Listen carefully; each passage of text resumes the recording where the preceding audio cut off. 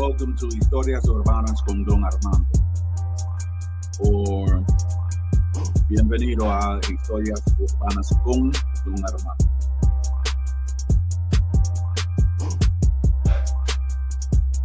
So tonight, we just trying to get any artist or anything like that to tell the story about the Dominican urban movement, where they'll be here in New York, Boston, or in la República Dominicana. So I just had an idea. Well, shout out to Don D Voice for saying this, because one day it was like me, Joe Yowie, Joe Nathan, of course, and Don D Voice. So since they were talking about stories about what they went through as artists, there was like, yo, Don Armando, you should go around and do a show. I'm like, yeah. So my thing is about the Historias Urbanas is there's a lot of untold stories that happen within the movement. And the reason why I'm trying to actually do this is because I'm seeing a lot of artists that are coming up, but they're either not having the best representation, they're crashing out, and they're going to the G wall. So my message is for all the young artists and everything like that, so therefore they can listen to stories from our generation and older, so therefore they won't repeat the same mistakes, whether it'll be crashing out, whether it'll be contractual mistakes, making sure that whenever you actually have a team, you actually prosper. And I might even bring some legal experts on this. So therefore, people that don't know, they could actually make the right moves in the Dominican urban movement, whether it be in Nueva York, República Dominicana, or Boston. Oh, and another thing. Shout out to Gaudi Mercy. Today's is her birthday. So, feliz cumpleaños para ella.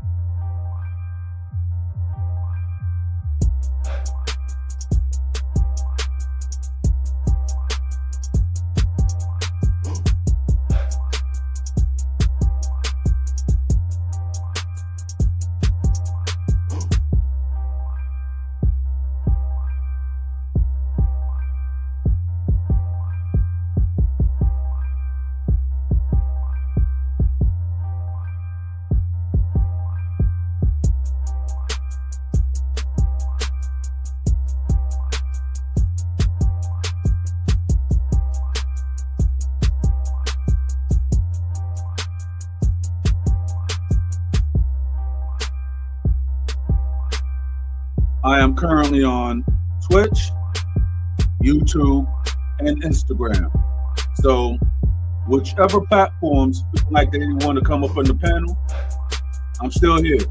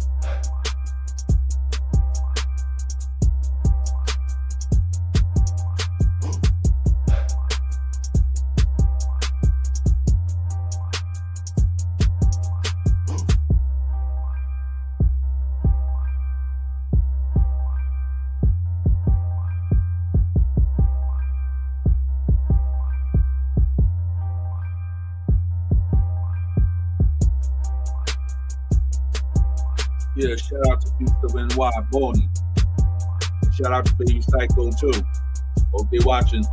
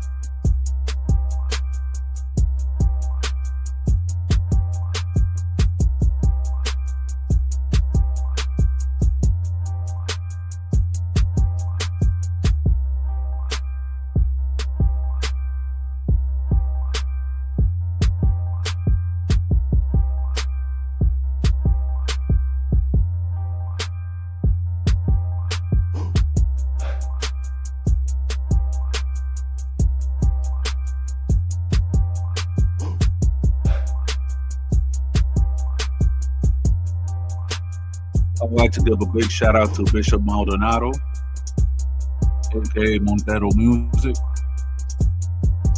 I've been following his movement for a long time. I could also say that that man's a great, I'm a bus man.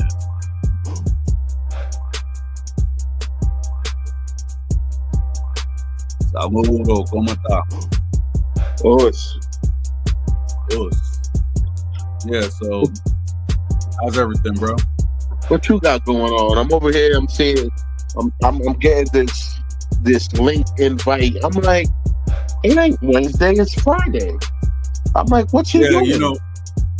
Yeah, the music joint, because I try to do the martial arts on Wednesday and the music on Friday. Well, I've been slacking on both, so therefore, I thought that's you were why I'm doing it like, on Saturday. I was gonna do it on Saturday, but I have to go to I'm gonna be busy on Saturday Copy. and Sunday. Yeah. Copy that. Yep. Yeah, man. I'm home right now, chilling, playing with the kids. About to wake up. I hear that. About to wake up this lady so she can start getting ready to go to work and all that. Gotcha. What's good? I see you've been on for about an hour. I'm chilling, so yeah, because I was like, I was trying to invite one of my homies, MC Joha, but I'm like, yo, he didn't get the message, so I'm like, you know what? I'm gonna take anybody. So this is a free for all right now.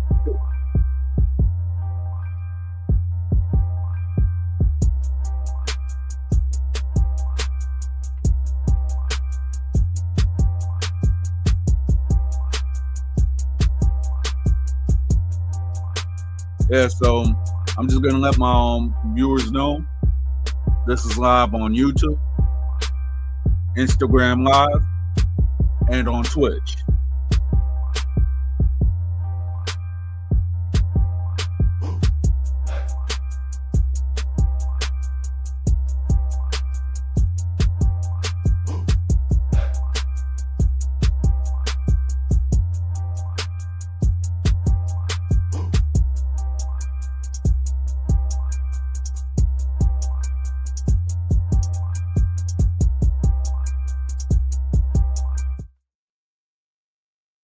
All right. So let's see. Since this Historias Urbanas. Yeah, I was talking 2 seconds ago. You heard me? Yeah, I hear you. Yeah, I was. No, did you hear what I said a few seconds ago? No, I didn't, because I was just like, okay. Oh, So so it what was. did you say? I guess it goes on mute if I go off the app. I was saying a few seconds ago, shout out to those three major platforms. You know what I'm saying? And I want to thank them for allowing us to express our views, and express our passion to what is certain things in the world, because we don't necessarily celebrate all things worldly. We talk about the urban movement Right. as far as music is concerned in San Pedro, because that's our native land. And we talk about martial arts that in itself holds its own honor. So I want to thank the platforms for, allowing us the opportunity to do what we're doing. And I want to thank the viewers, the followers, the commentators, those that share this message later, those that hear this program later after it's been aired as well. I want to thank y'all for spreading the word and letting our words be felt. You know what I'm saying? Always comment and share. Let us know if you guys have any questions. We're here for y'all. You know what I'm saying? If we don't have an answer to something, we'll figure it out and we'll get right back to you. You know what I'm saying? There is no dull answer on this side. You're dealing with people that know how to use their brain, and we love our community. We love our culture. So if you have questions, we'll have answers, or we'll find them. Yeah. That part. Exactly.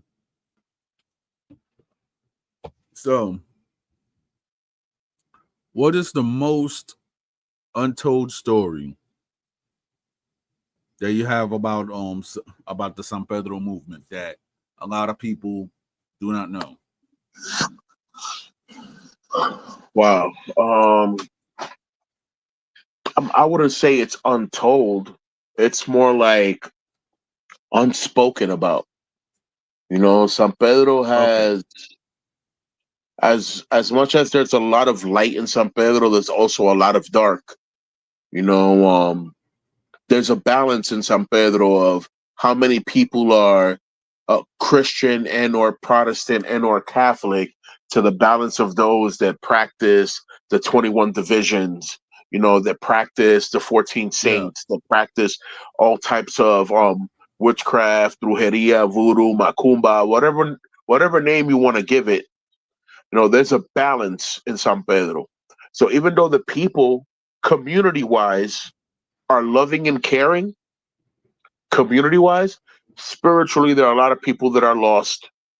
And spiritually, there's also a lot of people that are saved.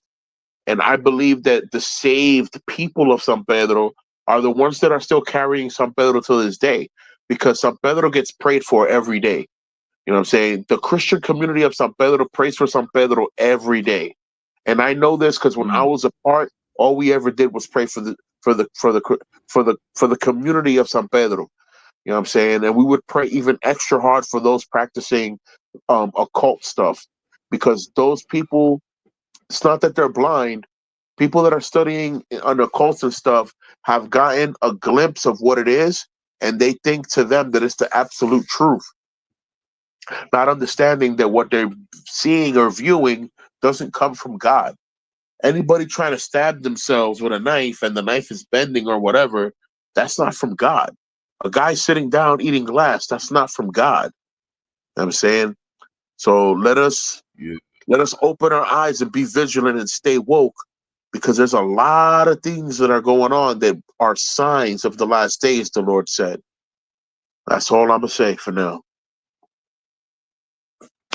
Amen. I mean, I've heard stories about San Pedro too. Well, through my mother. I mean, in that aspect, even though that I went to San Pedro and I lived there when I was a kid for 2 years. My mom had a lot of stories. I could actually say that about San Pedro. I mean, regarding that aspect.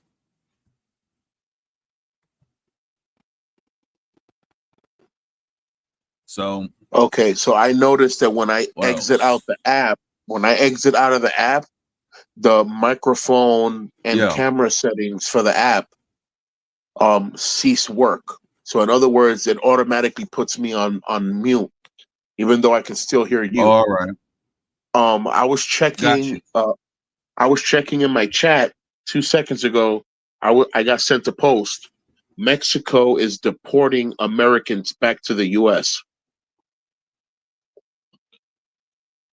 That's hilarious. Wow.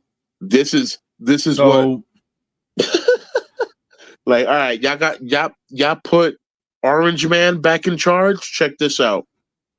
Any American that we find in Mexico that is not Mexican is being sent back.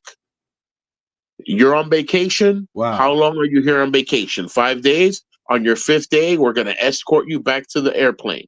We don't want you here no more. Tourists are going to be Okay. allowed and welcome because that brings money to the country. But whatever Yeah, time, but I think it's, but I don't think it's I think they're just only doing that for Americans. Sad to say. yeah, I mean just what happens, bro. You know how many Mexicans get deported to Mexico, and not even. You know how many Mexicans disappear before getting deported back to Mexico? They're like, oh, Yes. where's this person? Oh yeah, we deported them already. Oh yeah, why is it that we called the family and they haven't found them yet? There's a lot of Exactly. there's a lot of bad stuff going on. I believe that. But San Pedro, bro, I can't wait till we do next Wednesday, bro. When I have Master Twin pull up legendary status and start explaining everything we wanted to know about the San Pedro history, because this man is San Pedro Karate. This man Yeah. was the champion for all of Dominican Republic more than once. So I can't Wow. wait to hear what this man has to say, bro. I can't wait either. For real.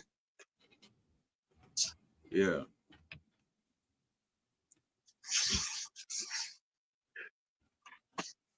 I'm like, when I was talking to El Maestro, um, shout out to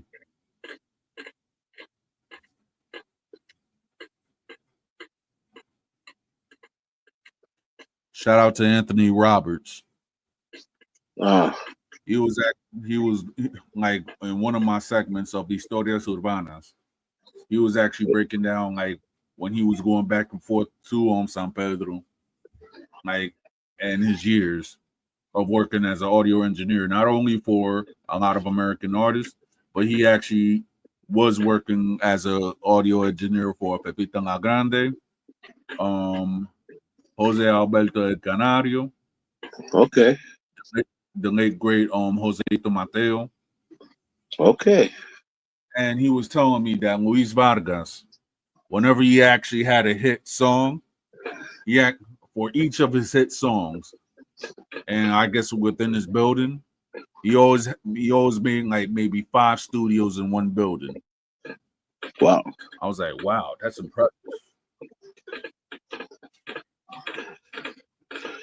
I mean, Named listen. after like, oh, Yeah, I mean, check this out.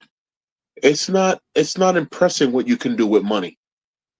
What's amazing is how fast you can get things done with money. See, it doesn't exactly. impress me that you have 5 studios in one building. That doesn't impress me. What impresses me Mm-mm. is how fast you were able to install those 5 studios in one building. That's crazy. Yes. That's a That different I'm not even talking ballgame. about.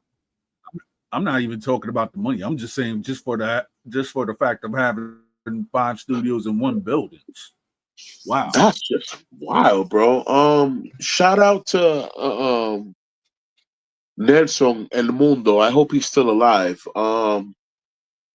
Mi amigo de Mundial Pharmacy. Él vivía ahí en el comienzo de Miramar.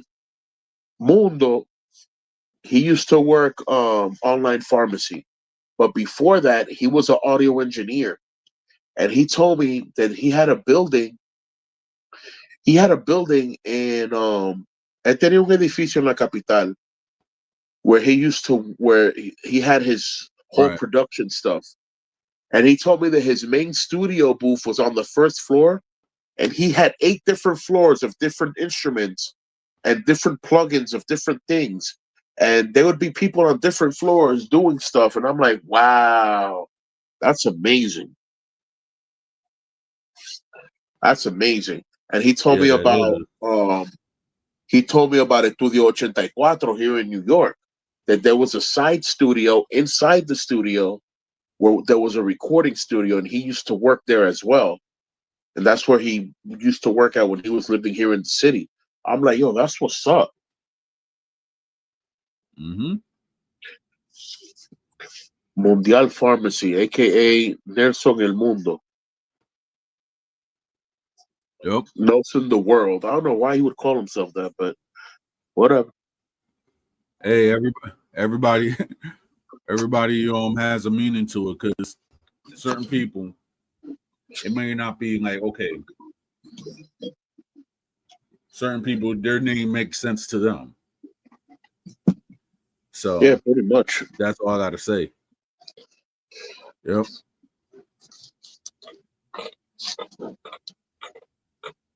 Pretty much. Yep.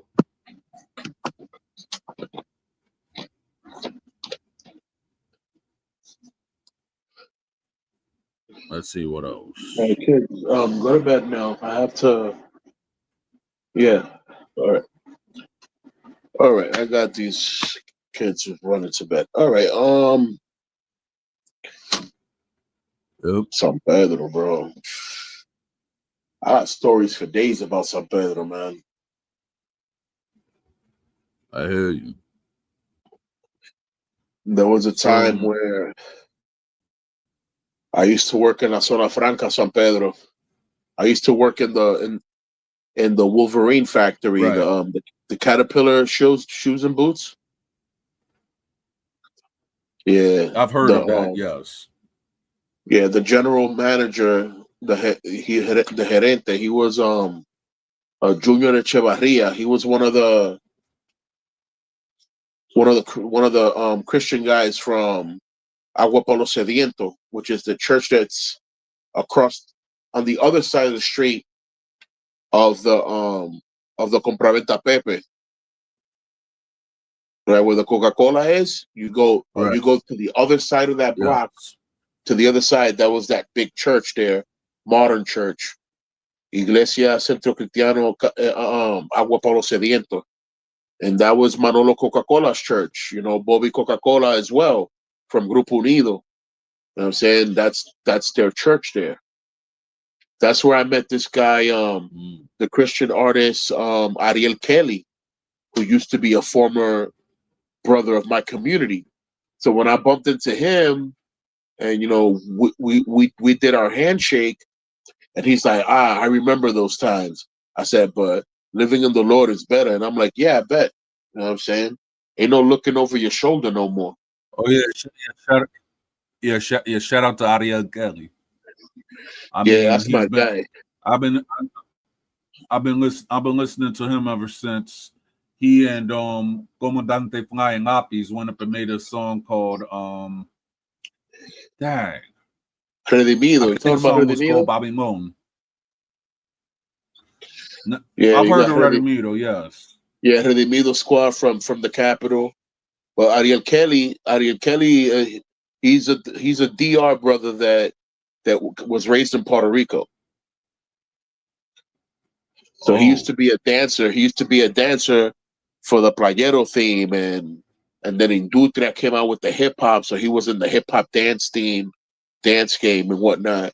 And then he became his own artist, bro. He has two songs that I like the most. ¿Quién es quieren bendición? Yo, ¿quién es quieren bendición? Yo, that one. And yo soy el asaltante. Muévete de aquí y te mueres. Estás encañonado y no tienes salida. I love that song.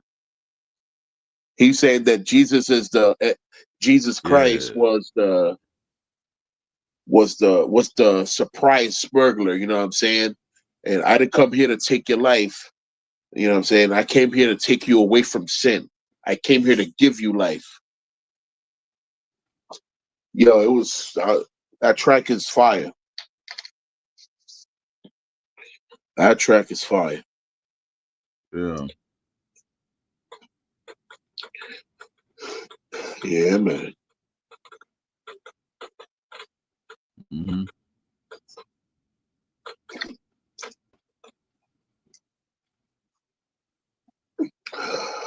Yep, yep, yep.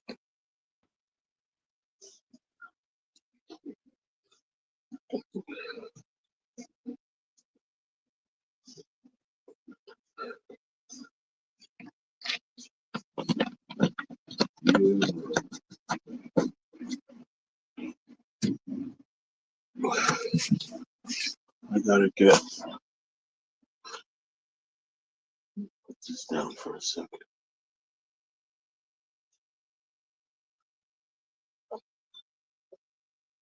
Put this down.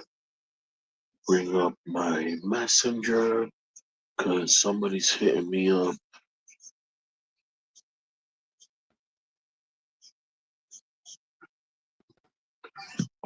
Let's see something else.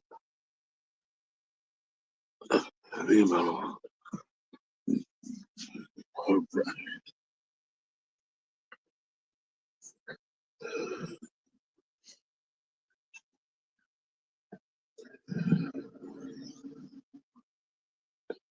Let me see if Villano Sam is busy. Oye, de lo mío, Si no está muy I think he is because ocupado, I tried hitting him up. si no está muy ocupado para que venga a la radio de un pronto, tú sabes.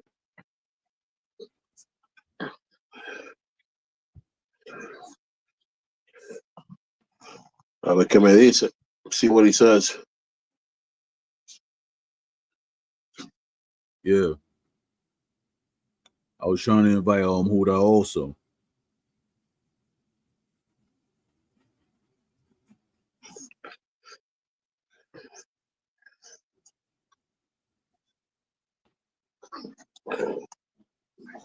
Historia de San Pedro. Yep. I got people here from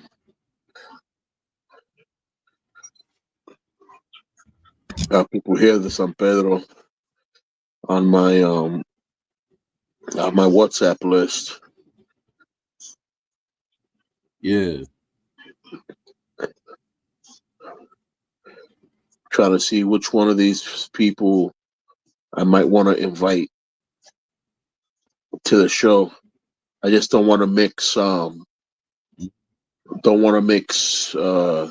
do you say this? I don't want to mix worlds.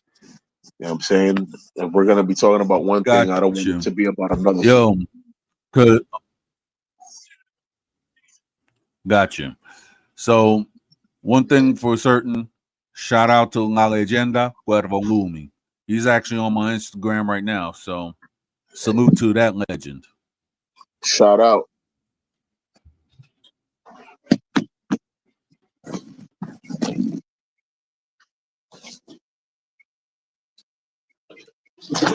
Yeah. Well, I mean, since we're here, let me see if my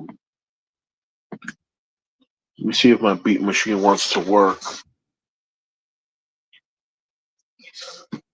Gotcha.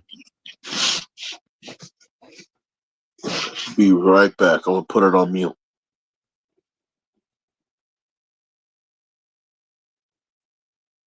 All right.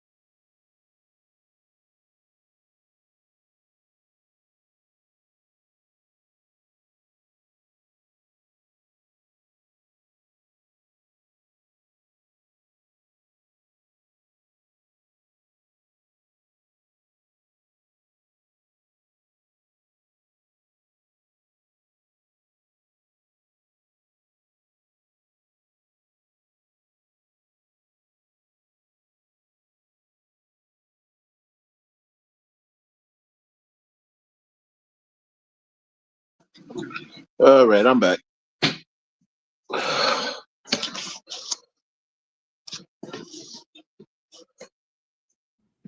You see if my Yeah, FL I'm Studio back too. copy.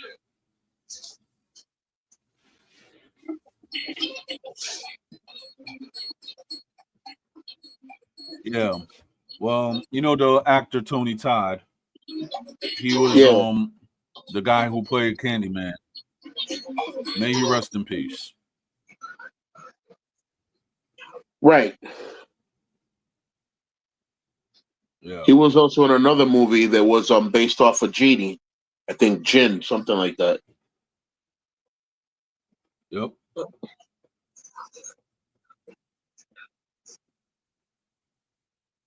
Let me see what I got here. Up, refresh, open up, and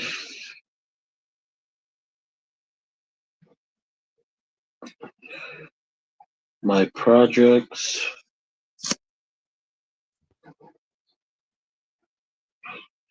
SPM 3-in-1.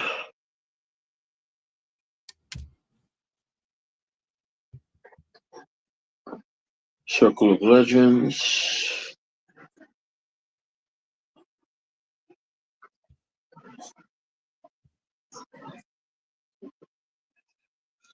Let me see if this is gonna work.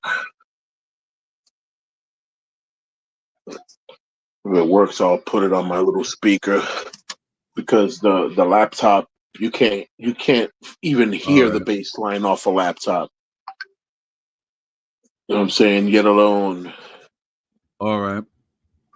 you know what I'm saying? You have a little Bluetooth speaker on the side, and then you could get the full bass line.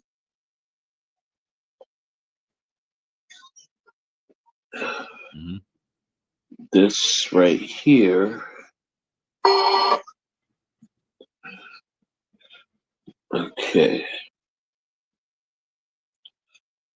All right, good, good, good. That works. All right, cool. So let me connect my Bluetooth speaker to the laptop and scene. All right.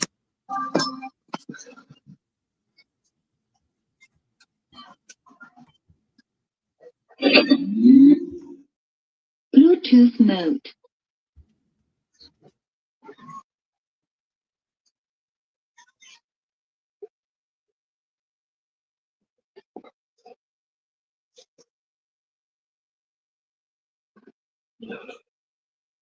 All right, we are looking for CG659 connecting.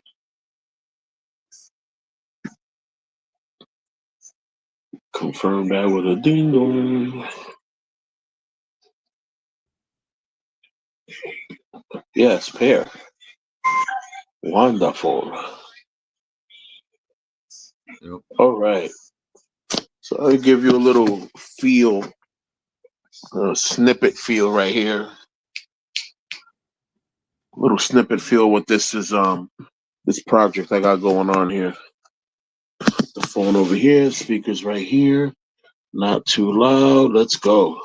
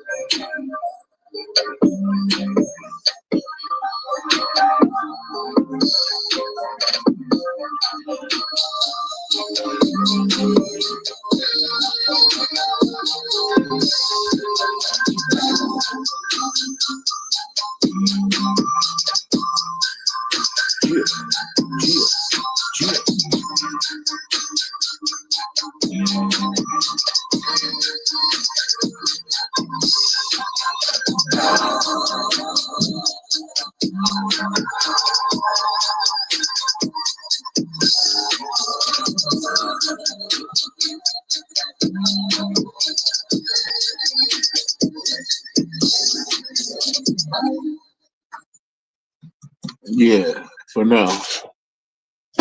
Gotcha. And then after that, you know what I'm saying, I make a demo snippet of what the beat could sound like.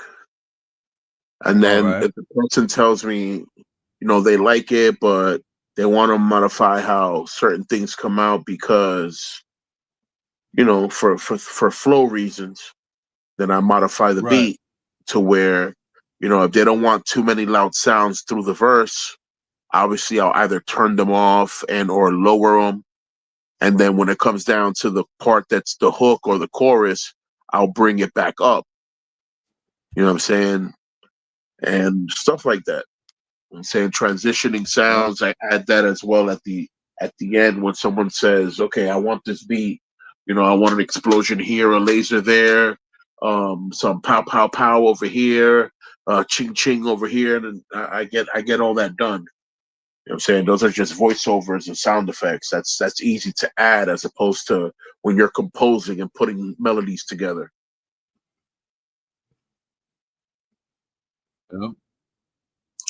Yep. Yep. Exactly. So the big difference between this show and the other show is that on this show, I'm not necessarily talking about punching somebody in the face. I'll punch you in the face with an 808. Say I'm talking about music on this side. You know what I'm saying? I got bass lines for days and I Gotcha. know how to play with it. I gotta. This is why I was talking earlier about my boy Viano Sam, because Viano Sam was the one that introduced me to FL Studio when it was FL Studio 3, and we're at 20 now or 21. So forget about it. Mhm. We've years Wow. on end in this program. You know, learning how to manipulate sounds and you know the piano roll and all that other stuff, and forget about it.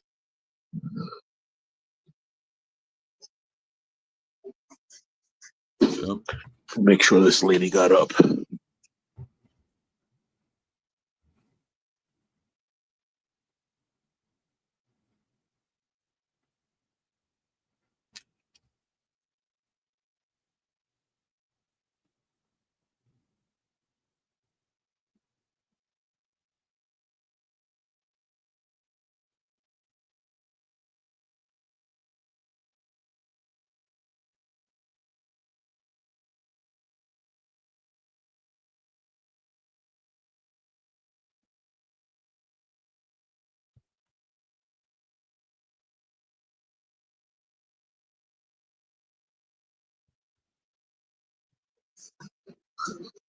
Okay.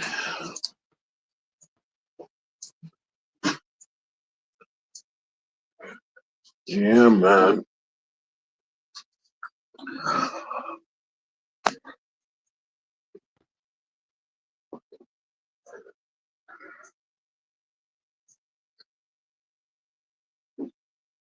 All right. So Yep. back to Logic, back to Hip Hop 101. I still got a project I'm doing All for right. San Pedro. To your recollection,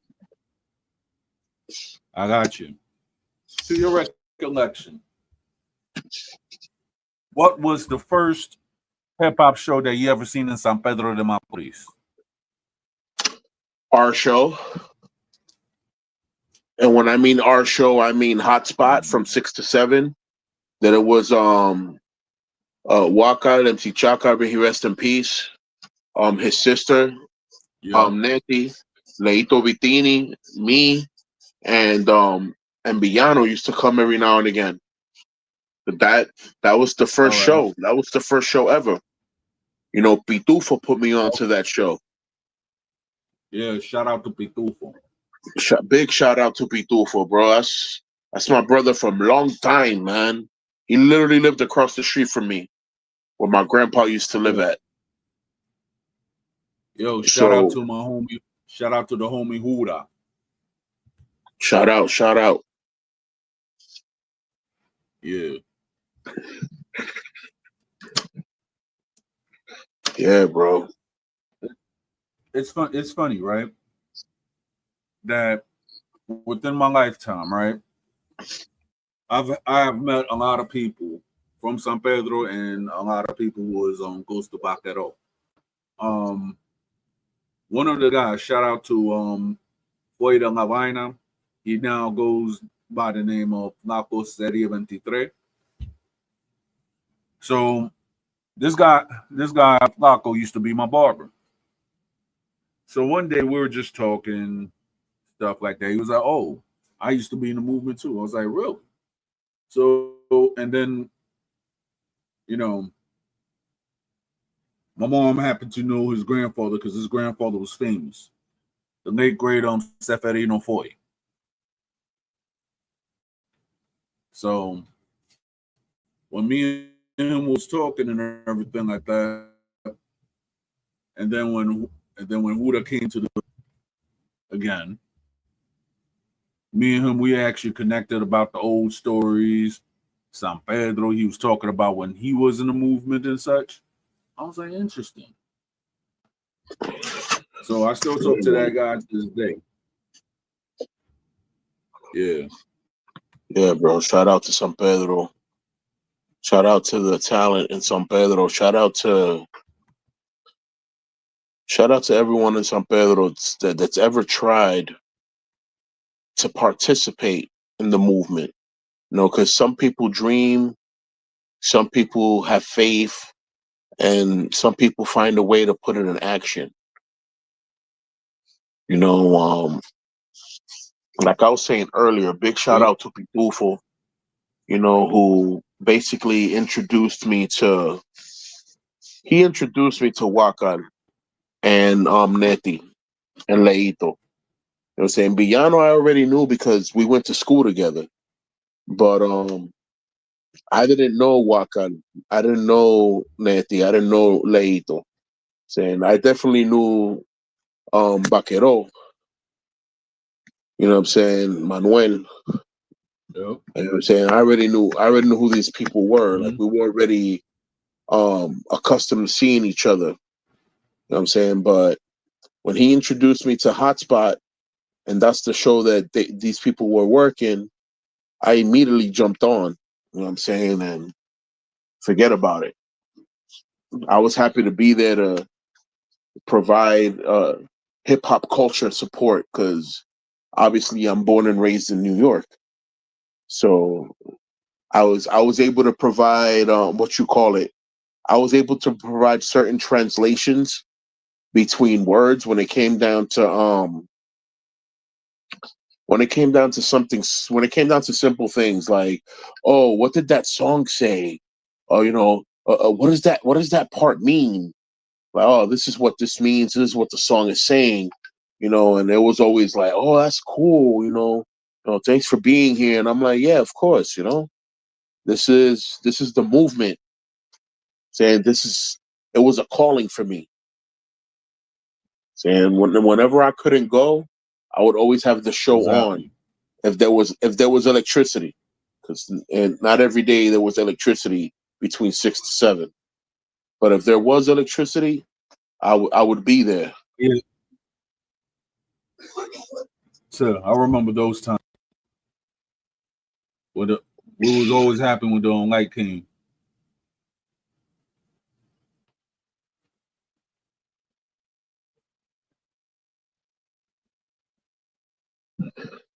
Yeah, that part. Yep.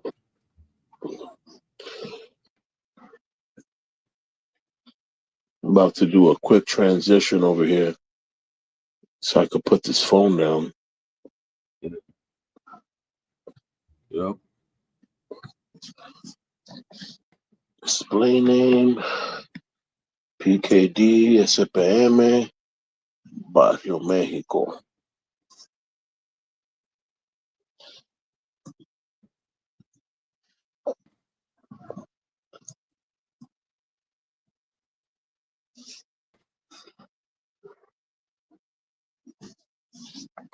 Enter here and exit there.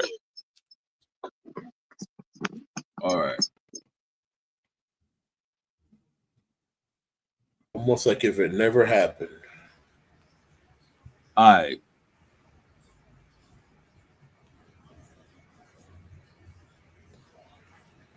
Yeah. Yep. Yeah, much clearer now, man. Exactly. Oh. Holding that phone up, just if the phone was in the shape of a microphone, maybe, but I'm holding a flat piece of equipment that's heavy, and it's like, yo, this is not a microphone. Exactly. I don't see I how don't- people want to be doing the interviews by phones. I don't see how they do it. I mean, they have no other choice. I mean, it's a convenience, but other than that, it's like, how convenient is it once it starts to weigh in your hand and you can't get a proper grip on it because it's a rectangle? Exactly.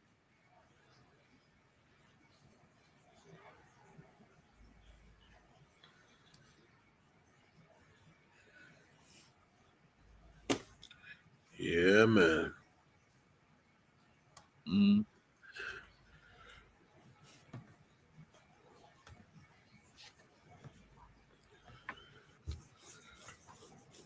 Okay. Yep. I got another question to ask you, Pete. Yeah. To your knowledge, what was the biggest hip hop concert in San Pedro to your recollection? Oh, wow. Oh, man. I can't even be 100% sure on any of that. I'm gonna tell you which one I remember that was awesome, but it ended up with a lot of bottles flying. It was uh, it was a Patronales where the Federales played, and then not Grupo Unido but Perfect Clan, which was Villano Sam, Vaquero, and Wakal at that time. You know what I'm saying? Right. Um, I guess Gaddafi had started participating. You know what I'm saying? Because All Gaddafi right. was there I remember Gaddafi was there that night, and he was one of the main people Okay. hitting people with the bottles. Like, the bro's aim is crazy. The bro got sniper Dang. vision throwing bottles. Wow. Yeah, Gaddafi got. Where's Gaddafi at, bro? I wish he could be saying this himself. He got sniper You vision know throwing what? bottles, bro. You know what? I'm try to actually contact him. Let's see. So that night it was a Patronales, and the Federales had came on stage first, and they had the crowd all hype and all that and whatever. And then my homeboys went on, and they started singing their stuff at that time that was popping. Uh, um, Este pandemonio en la capital del infierno. Salam ale, salam. They were singing this. They were singing all that cool stuff, all that beginning Perfect Clan stuff. And then Right. and I think at one moment, one of the Federales went on stage with an open mic, and he's like, "Oh, these guys suck" or whatever. And yo, bro, it went all out after that. Dang. It went all out after. Wow, that's a story to tell. Yeah, that's a Yo, story to tell. yeah, bro. That's why I was chilling in the background when Gaddafi came on live the first time, because not only was he around more for the era Right. when I left, but he was around, period. You know what I'm saying? I met Gaddafi through my cousin. They went to high school together in San Pedro. All right. So, like I said, big shout out to Gaddafi, Brando. Interesting. That bro looked out for me more than one time, bro. there were many a times where my dad would kick me out the house, and I would walk from Barrio Mexico all the way to El Malecón just to meet up with that bro, and I'd tell him my problems, and be like, "Yo, there's a guest room right there, bro." You know what I'm saying? My mom and dad know you. My mom and dad know you. They know your grandpa. They know you good people. Don't even worry about it, bro. Saying if you need food or That's love whatever, right there. yeah, for real. You need food or whatever, I'm not gonna always be here, so I can't always facilitate it to you. But you could always catch me at my mom's and pop's workshop that was right there across the street from the Parque Duarte around Johnny Coquero. Yep. All right, that's his parents. I think they had a gold chain shop or a pawn shop or a money exchange place. All I know is that his parents had a business, Okay. and he told me, you know, he might not be able to facilitate me food because he's not always around. All right. But if I needed food, then I would have to, you know, obviously walk because I didn't have, you know, transportation money. I would walk from the Malecón to El Parque Duarte to that place, and either his mom or his dad or himself, they would give me par de pesos to go eat some food. You know, there were times where I went to Amable, and I told Amable, you know, rest in peace, Amable, and Amablito too. Rest in peace to both of them. Yeah, I would go tell. them. I would tell them, listen, you know, el viejo me sacó de la casa, tengo hambre. Ah, ¿qué tú quieres comer? ¿Tú quieres un pastelito? And I'm like, not really, you know, because y'all sell that a lot. Give me something y'all don't sell a lot so you don't miss it. And Amable was like, mira, nieto papito. Right. And I'm like, yeah, what happened? So, mira, cómete el pastelito y tómate esta batida de lechosa y vete para tu casa. And I'm like, okay, gracias. That was cool, man. That's love right there. Yeah, bro. So, yeah. Like I said, bro, San Pedro's different. San Pedro's. I remember when it was like, exactly.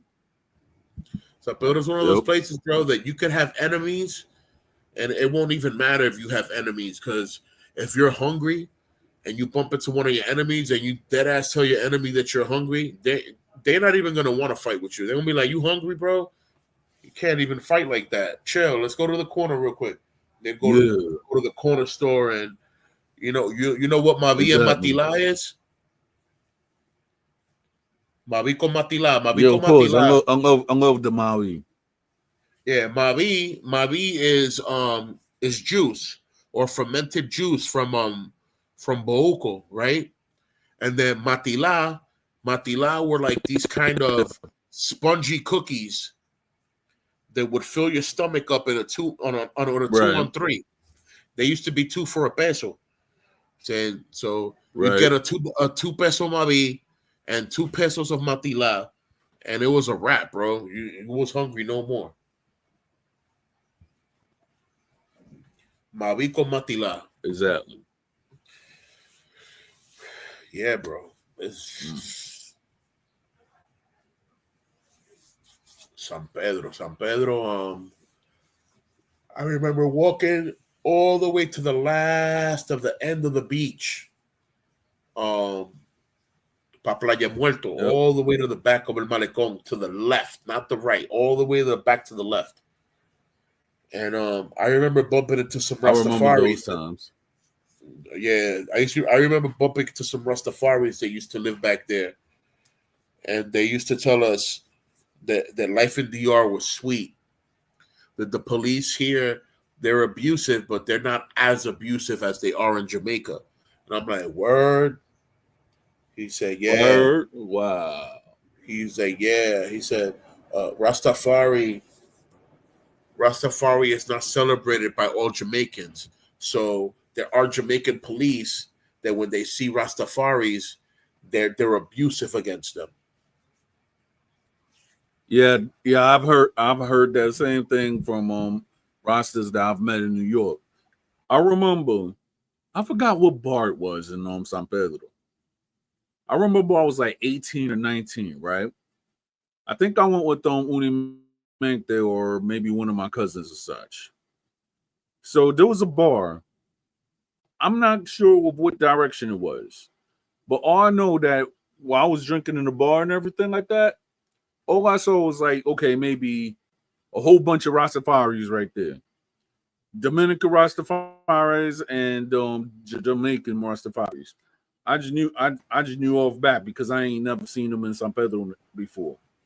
So they were playing all Jamaican music at that bar. I still don't know what the name of that bar is. Anybody from San Pedro that knows, hey, tell me. So, It's a bar. I know that. Where was it? I think it was somewhere in Miramar, if I'm not mistaken. Check this out. En el Malecón, where the Alado Bong is. Yeah, I know what that's at. If you bust a right from the heladeria, there was a club there. That club was owned by one of my cousins, Junior Ratafari, who was literally ducted as AKA San Pedro Bob Marley. He literally looked like Bob Marley. All right. His mom used to live right here in Barrio Mexico, in La Romana Gonzalez, right where it starts. You know what I'm saying? It was a 2-story house, big backyard. That's where I used to go chill out with him, and we would smoke and drink, and my unchristian days. Gotcha. Saying Junior Ratafari, aka San Pedro Bob Marley. Nice. Yeah, bro. And then he was the co-owner of whatever. I don't want to call it a strip club, but the Go-Go Club that was right there next to El Play in La Circunvalación, which is the same avenue before you go into Barrio Mexico. I know that I know that area. Never went there, but I know what you're talking about. Yeah. So there were times, like I said, where my dad would kick me out or whatever, and I'd go see my cousin. Oye, estoy buscando a Junior. ¿Quién lo busca? Pedrito. ¿Quién lo busca? And they would be like, they'd look at me like if I was crazy. And then when they go tell them, oye, hay un Pedrito King buscándote. Oye, ese familia mío, entró para acá ahora mismo. They'd walk me into the VIP, and I'm over here chilling in the VIP with my cousin immediately. So they're like, oh, who's this guy? He must be an important person. No, I just feel like an important person. So see what happens after that. You know what I'm saying? I'm not a VIP. Yep. I just feel like IP. Basically. Word. Some people think that VIP is just very important person. What if you're just a vice in person? You know what I'm saying? Like, you're somebody that's always a third wheel. You're somebody that's always bothering somebody. So you're over here what we call in Spanish a lambón. Tú estás lambiendo en el VIP. Tú no eres un VIP. You're not VIP. Right. You know what I'm saying?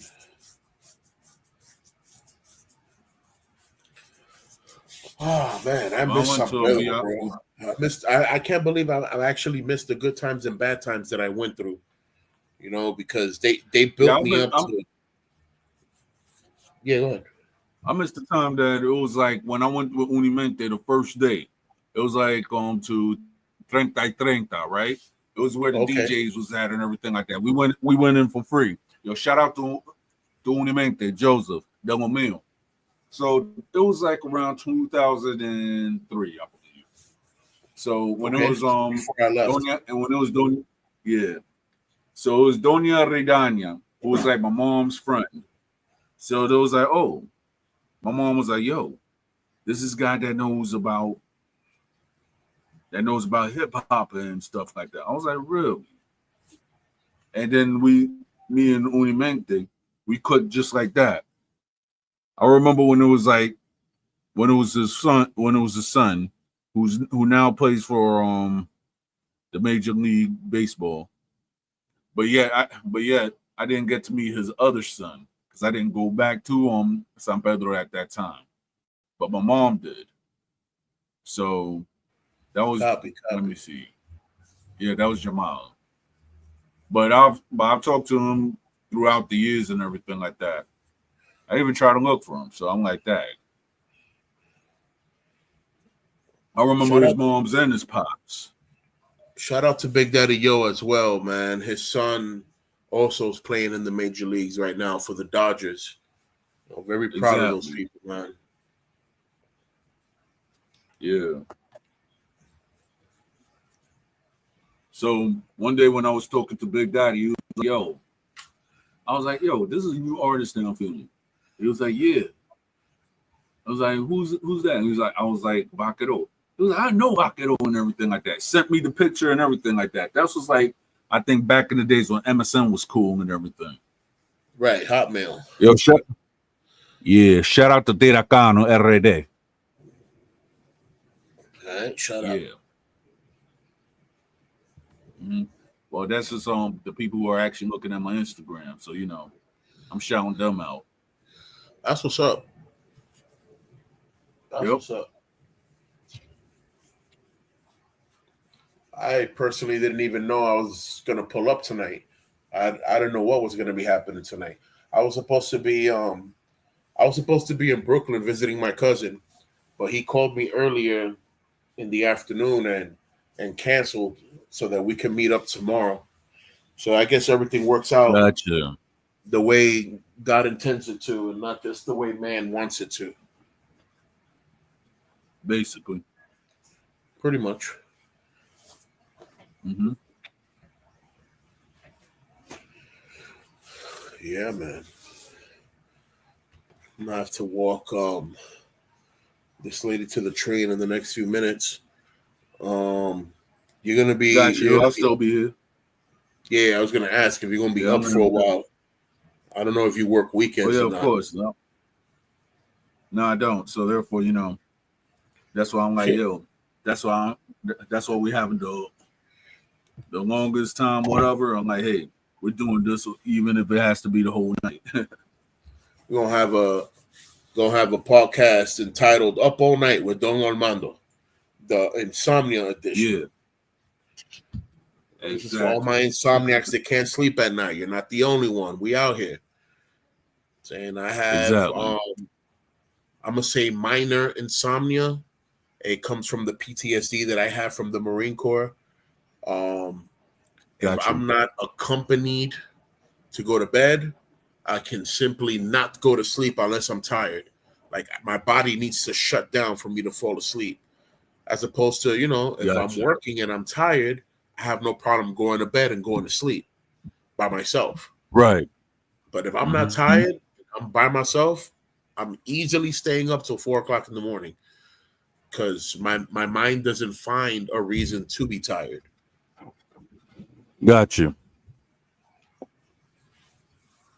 And it sucks kind of per se because let's say shout out to my people downtown on the scene, Vampire Life, and those people. Vampire Life. That's what's up. There was a time where I guess like for 4 years, maybe 5 years, I used to wait for the sun on Saturday until Sunday morning. So yo amanecía todos los sábados. Every Saturday until the sun came up on Sunday, I wouldn't go to bed. I'd go to bed, wake up, whatever, 12, 1 o'clock, and then run my errands, and then go meet up with my community because every Sunday we had a community meeting. And that was just something that we used to do, and we were able to speak to each other about things that are happening between different barrios, and then we would plan how to, come together at a certain time and take down certain people that were doing wrong things, people that were taking over corners that they shouldn't be there, people that were bullying children in playgrounds. Like we were on top of stuff when it came to something. Yeah, that last part, they ain't cool. You shouldn't be bullying children. Yo, bro, it's crazy, man. Listen, one time I was in la cancha de la Duarte or no la Duarte. I was in la cancha de Right. Centro, next to la Iglesia San Pedro, right? From la Gotcha. Iglesia San Pedro, if you make a right, like 3 blocks away, there's a cancha de basquetbol, very famous. Yep. I'm sitting there watching the little leagues play. They're having fun. They're enjoying themselves. There's brothers there. There's sisters there. Like everybody's just chilling. I'm sitting there chilling, Right. and a group of people come running to me. Pedrito, Pedrito, Suprema, Suprema. I'm like, what's going on? Que hay un grupo de tigres en el parque Duarte, dándole a los chamaquitos. You have never seen a Tasmanian devil until you saw me angry. Ooh, yeah. I hate bullies. I hate abuse. So do I. All levels of abuse. So when people would come running to me to tell me that the kids were getting hit or getting hurt by other kids that were bigger, I would run rampant. I'd go crazy. I'd pull up. It was a problem. And of course, Yep. me being an adult of a certain age, because I wasn't necessarily an adult already in my 20-somethings, 30-somethings. No. When I was running San Pedro, I was 19. You know what I'm saying 19, 18, yeah. I was running a big city, 300 fellow members deep. You know what I'm saying? I was running the city. So when I saw these kids doing what they was doing, I had kids their same age ready to whoop their butt. Sure. So here we go. We'd pull up to El Parque and we'd see what was going on, and we would just ambush them from out of nowhere. Yo, what's up? Yo, what's up? Yo, what's up? They'd be like, what happened? What happened? What happened? What happened is we see what you're doing. You abusing the kids over here. You knocking kids' ice creams out of their hands. You're putting your hands in their pockets. You know, y'all being pedos, touching the kids and stuff. Like, we know what y'all doing. Like, there's gonna be a problem, bro. I'm gonna tell you like this, bro. If a man, any man, puts his hands in the back pocket of any child's pants, and that child is not your family, not your son, not your cousin, not your nephew, not nothing, you're gonna have a problem with me because you're doing something you're not supposed to be doing. Why are you putting your hands inside a child's pocket? Thank you. In their rear pocket. Thank you. Thank you. Bro. I'm like, yo. I was going ham in San Pedro. This is why, like, shout out to you. Like, you know me because of my legacy. You know me because of my stories. You didn't meet me till New York. Yeah. So it just goes to show I've always heard about you. A man's testimony is worth gold when it's a good testimony. You know what I'm saying? Exactly. I don't have a bad testimony of, Pedrito was robbing this person. No, I don't do that. Oh, Pedrito was violating this person. I don't do that. A rape, this, that. No, none of that. I've always considered myself to be a righteous individual. Not only all of San Pedro knew my grandpa, but all of San Pedro knows my dad. So I could never put those men to shame, me doing some sinvergüencería. Exactly. You know what I'm saying? I will never put my family to shame, not only because they were going to kick my butt, but because I was going to have to live with that. Yep. Nah, bro. When you say Pedrito and San Pedro, they'd be like, oh, that guy's still relevant? Yeah, he's still relevant. He's still alive. Yep. Saying, I know I've been missing. I know the people miss me. You know what I'm saying? Because I know ever since I left, a lot of other things started happening again in San Pedro. Like little street gangs started popping up again in San Pedro. None of those street gangs were active when I was around because there was no time for that. Yeah. You were either a part of the community or you were taken out of the community. Which one you want? Right. Because I wasn't playing that, bro. Yeah, shout out to my homegirl Alicia. Shout out. I was talking to her the other day. Yeah, Alicia RD. we were just talking. The next thing you know, she was telling Salud, me like, salud. "Yo," I was like, I was like, "What's happening up in San Pedro?" She was like, "Yo, eso está fogón ahora." I was like, "Wow." Está jodón por ahora, pero watch what's gonna happen, bro. My community's already standing back up. You know what I'm saying, and coming back together.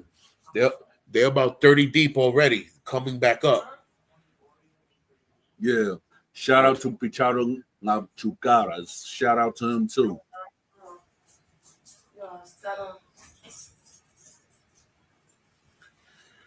Yeah. Yep. Yeah, bro. San Pedro, man. San Pedro's different. Yeah, man. Okay.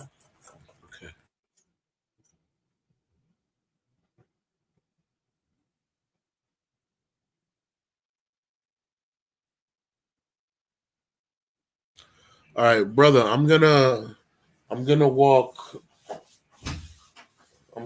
this lady to Yeah. the subway. I'll be back as Do fast what you as gotta possible. do. I'll be back as fast as Do what you possible. do. Yeah. I'm definitely not gonna. I ain't going downstairs to slack. It's gonna be quick. Got you. All right. So I might just leave my character here muted. Be right back. Us. Yep. Us.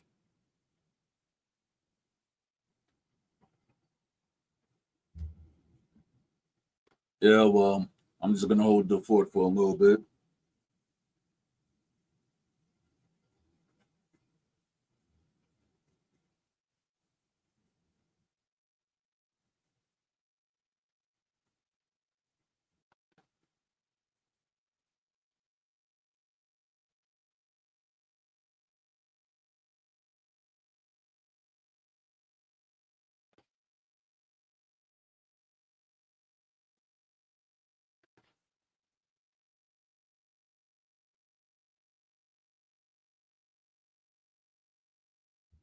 Let's see.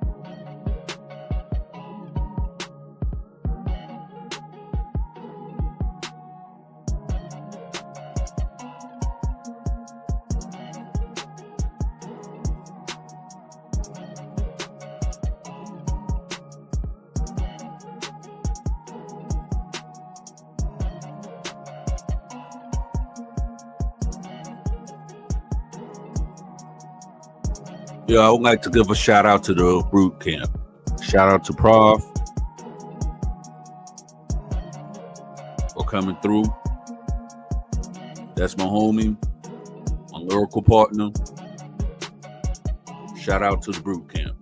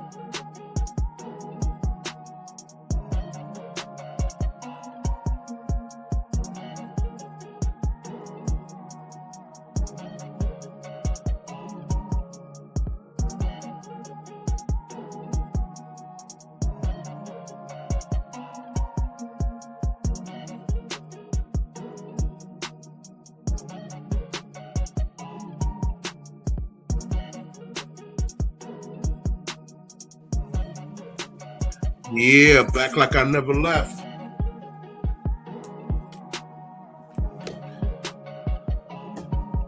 Gotcha, bro. Yeah, yeah, yeah, yeah, yeah, yeah, yeah, yeah, yeah, yeah. Sipping in man, where you at?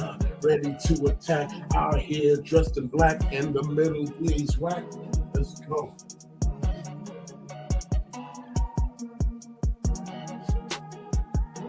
Be up on the track, and you know that all these tracks.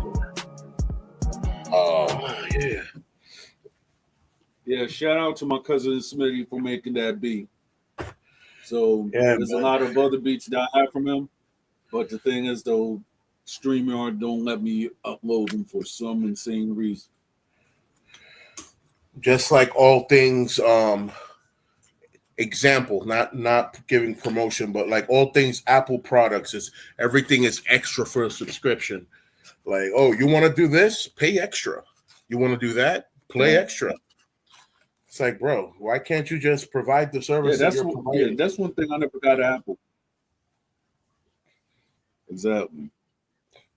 That's the number one reason why all things Apple disgust me.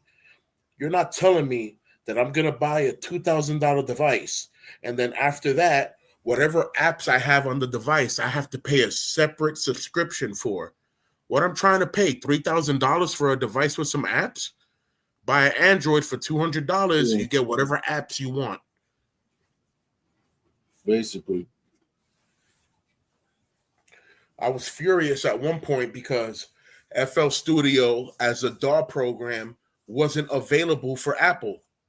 It wasn't available for a long time. So when my cousin gifted me a Macintosh, I had to hack it with Linux. I had to hack it with Linux and then boost a virtual machine and install Windows XP on the virtual machine. And then from there, override the virtual machine and the Linux program so that every time I turn on my Macintosh, it would turn on Windows XP. I call it a Hackintosh. And that's what I had. I had a Hackintosh computer. When I log into the studio with my phone, the picture that's my profile picture that said Dos Studio was my studio on my end that I was running in Florida. And Dos Studio was the studio that my homeboy DJ Murphy was running here in New York on his end. Right. And my recordings that I've done with him. You know what I'm saying? I have a few hip hop tracks that I've recorded with him, you know, and then I have the R&B track that I recorded with him. He didn't participate in all of them, but he participated as far as doing the audio recording and the audio mastering and all that.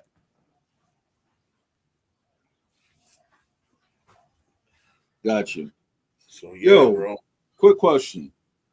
Uh-huh. Do you know a DJ by the name of Platano Arias? DJ Arias. Do you know a DJ by the name of Platano Arias? Yeah, Don Platano. Don Platano. I mean, is he from Brooklyn, like from around the R train area? I mean, I guess he's in Florida right now, but I'll ask him. Florida, no. I don't know anyone in Florida under DJ Platano. Anybody I know with the nickname Platano is obviously from DR, but you know, they live right now in Brooklyn. So all right. Yeah. No, I don't know DJ Platano.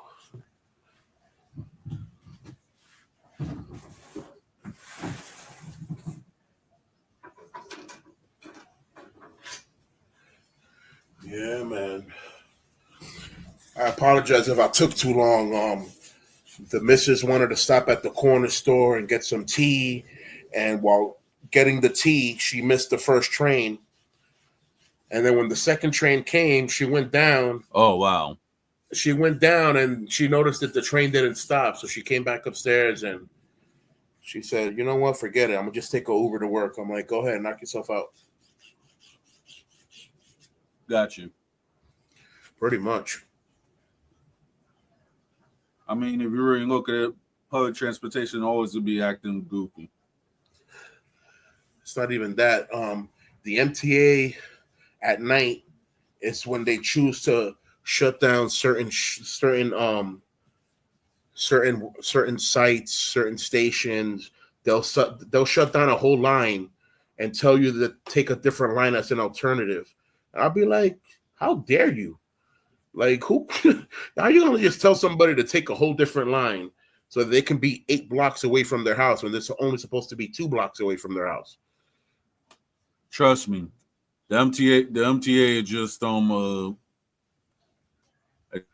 the scamming service, and the strap hangers has to pay for a debt that they incurred in the 1970s. That's wild, man. That's what all the not yeah, because it was like I was watching documentary stuff. I think it's still on YouTube on why the fares is going up on in New York, right? So apparently, I guess the MTA back in the day, I guess in the 1970s and stuff, I think it was like maybe 74, 75. I may be mistaken, but they took out a loan, and the loan was like for, I don't know, but it was like a loan that you can't pay.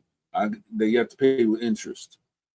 So with that loan that the MTA has taken, all the prices going up, and then people are just getting lackluster service, is because the MTA is actually paying off that loan that they had since the 1970s with interest, and then the strap hangers is paying for it. I mean, like, I hate to say this. Shout out to Boston, by the way. When I went to Boston, I was surprised at how clean the trains were, bro. And that was just the orange line. I can't really talk about any other line in Boston. But just the orange line by itself, man. I mean, it was super clean. I never seen nothing on it, man. Like there was nothing. It was like no gunk or anything like that. It was like very new, very modern. I mean, it just blew my mind out how clean the stations, the trains were in Boston, man. I was like, wow. And once again, my mic was on mute, and I'm over here doing under comments under your comments. I'm like, yeah, the lines in Boston, the color lines, certain color lines are cleaner than others, depending on where they're going. You know what I'm saying? Mazapan, Manchester, Manhurst, depends where it's going. Yeah, because I was actually going to Faneuil Hall that day. So it was like, I went there and I was telling my wife about it. So I was telling her, I'm like, yo, you will not believe this, babe. Like, this is super clean. Shit. So I just went on the station just to see what it was. You know, mad undercover detectives and all that walking around the station looking like panhandlers and everything. They got crazy types of undercover over there. Yeah, but the thing is, though, it was not even that. I mean, it was just regular people. You had nobody wilding out on the train like they do out in Philadelphia and in New York. I mean, it was just super clean, like on the orange line. I was like, Dad, I never seen the train so clean. I never seen the station so clean. I never seen people that just they just mind their own business. It was actually peaceful. I was like, geez, no wonder I see some people hate why some New Yorkers hate Boston. This is super clean. For real. Yeah, man. Phew. Boston, like I said, and the Boston lines, the color lines, because it's not numbers, it's colors. Right.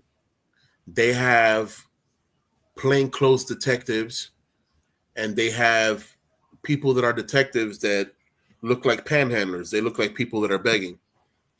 Wow. And they're up and down all these train tracks. If something happens, whoever's doing what will get bum rushed by so many undercovers that it'll look like something's happening, but then you'll look again and it's like, oh, nothing's happening. That's how fast they take care of business. In New York, there's so much. It's a lot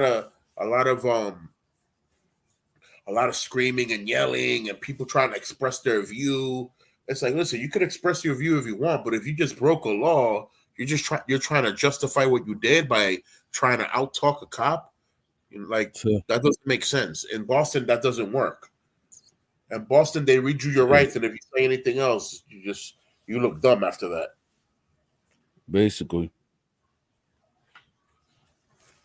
Word. And Boston's one of those places. After they read you your Miranda rights, don't say nothing else, because they really will use it against you. They will use excessive force on you, just like how they do in LA and Chicago. Like, they'll bust you up real good. They'll hit you with that nightstick in the head, and you can't sue. It's a different state. It's a Commonwealth state. It's very different. Yeah. So yeah, I mean, I guess where I live at is a Commonwealth state too, Pennsylvania. Yeah, there's a few states that are Commonwealth states that, they allow certain things and then they don't allow certain things. So whatever you might get away with in New York, you're not going to get away with in PA. I'm saying, like, forget about it. Exactly. Forget about it. Yeah, man. So what's going on? What you got in store? I mean, me personally, well, shout out to J Rod 600. I mean, I call him an honorary Dominican because he's actually, he actually be making videos about the Dominican Republic and everything like that. So Cool. that's the homie right there. So, and shout out to God of Drill Chief Cleans 57 for joining the Instagram live. So, I'm just like, yo, I'm like, wow. Look like a lot of people are showing love on my Instagram.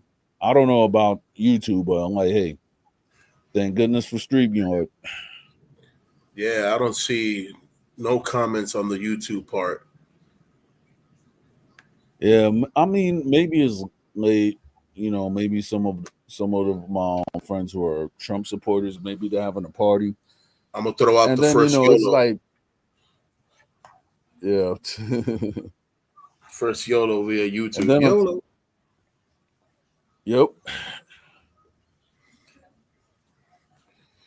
Yeah, bro. Then, yeah, a lot of Trump supporters are having a big Trump party tonight. Be safe out there, guys. It's not necessarily the best time of the year to be. And you know what's fun? And you know what's messed up? Like, that they just arrested 3 dudes for having a plot to delete Trump, and they have links to Iran. I was like, you cannot make this joint up. So you telling me in 2025 we're actually beefing with Iran? I mean, we've been beefing with Iran for like I think it's going on for 45 years now. Oh, that's another clip. That's another clip that I got while we were talking. That when I went to go check, it went on mute on the app. The same person that sent me the saying that Mexico is deporting Americans. That same person also sent me a clip saying that what you were just saying right now about the oh sheesh, about the plot. Give me a second. Where is this thing? I might have to go into my messenger. All right, here it is. It says the Iranian man charged with Donald Trump's assassination attempt claims the government ordered the hit. Not the Iranian government, the U.S. government. Mm. That is, yeah.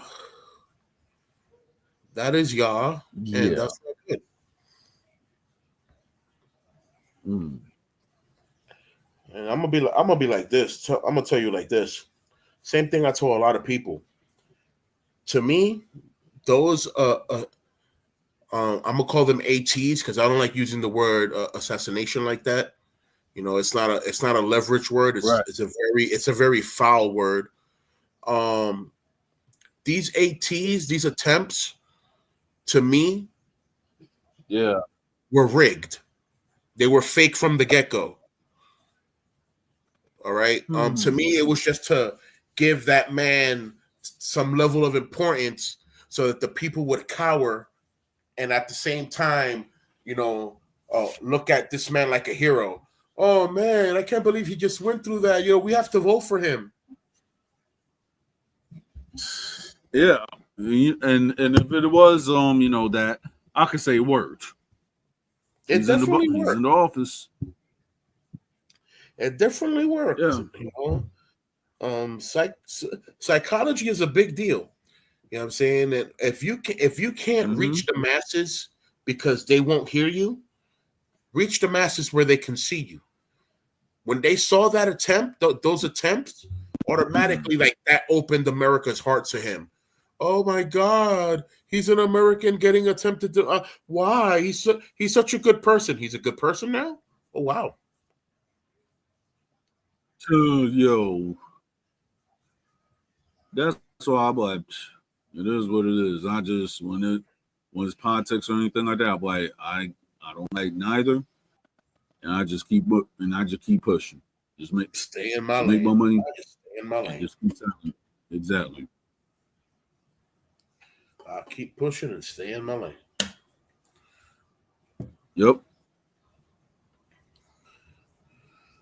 For real. I think I saw a post that you had put up the other day. I guess you were doing the interviews with Don Armando. You were doing the politics edition. And I think I saw that and looked at it and said, nope, not entertaining that. I saw it and I said, nope. I'm like, nope, I'm not entertaining that. I am not getting on that. It was not even that. I was just like, okay, I was just gonna go talk about the results. That's it. I didn't really want to go around and be like, hey, what your party is. I'm gonna be honest. Yo, I've seen so many people in New York alone. Yo, right there at the polls, literally at the polls, getting into fights, talking about you're voting for this person, you voted for that person. I'm like, I'm done. Look at these people. Look at these people fighting about who's the better slave master. Like, y'all bugging. I mean, it's funny, right? That me and my sister was talking. It was like, hey, be careful with in Pennsylvania. I was like, well, I put it in the mail-in ballot. I don't feel like it was like not to me and my wife felt like we're gonna explain like who we vote for. It's all right. That's it. Shit. Like my mom always told me, if you feel like you want to vote, that's your vote, and just keep silent about it. So that's what I do. And certain people don't want to listen. Well, hey, that's on them. It's just a shame that when it comes to major elections,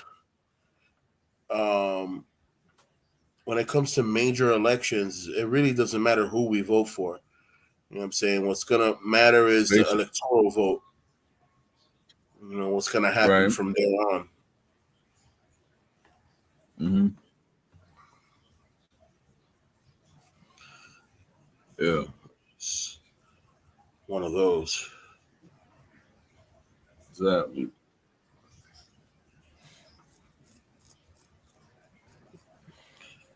Yeah, bro. That's the truth about that. Yep.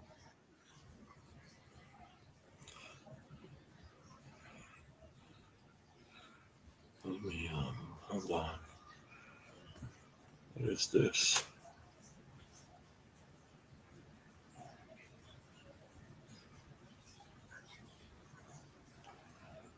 Okay.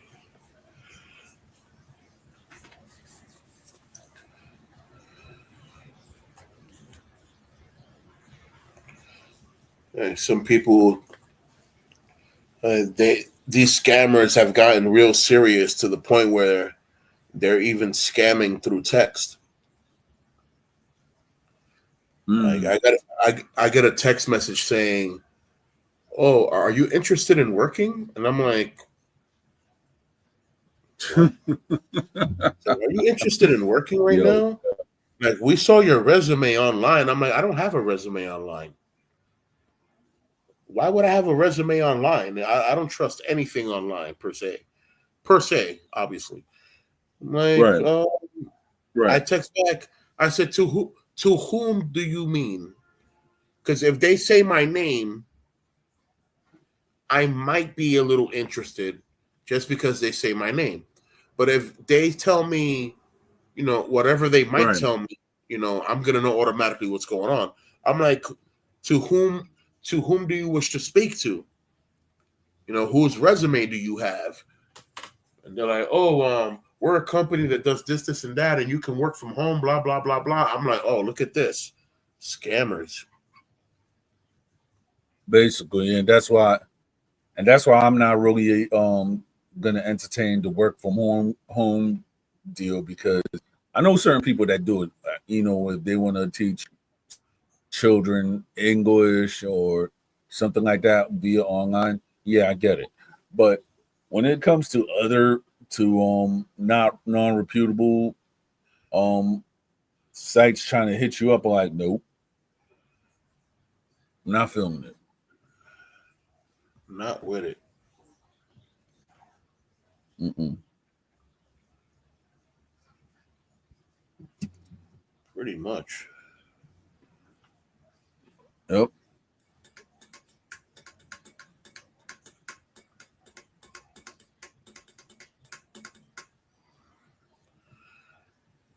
Yeah, man. Whew, about to run to Yep. the freezer real quick and get some ice for Yeah, my me. cup. Yeah, me. I might just go make another sandwich. He said, "I'm the sandwich man." Yeah. Yeah, I made rice. I made rice with chicken inside today, and I made oven baked pork chops on the side. Everybody ate. Oh well, I don't eat. Everybody ate and just went straight to sleep. Like, up, we out. Wow. Yeah, I don't really be eating. I don't really be eating pork like that. So I gave that up. I hear you. Like if anybody does, they do whatever. Hey, I ain't. Well, pork ain't for me, so I I gave might that I, up. I might participate once a year. You know what I'm saying? But that's basically maybe at most maybe once a year. I try to stay away from it as much as possible. I grew up heavy on it though, because growing up I was allergic to beef and chicken. Yeah. So my Oh options wow. were turkey, pork, and fish. And then I grew up Hmm. and lost my allergy to the chicken and beef and gained the allergy towards fish. And that just like Right. messed up everything. I mean, it was like this. I all right. I went up and I met a cousin, right? Well, online. Shout out to Pamela. I don't know where she's at, but shout out to her. So we were talking and everything. So I started watching A Rude Awakening. So Okay. it's a guy that he's a Marine, and he was talking about the Bible.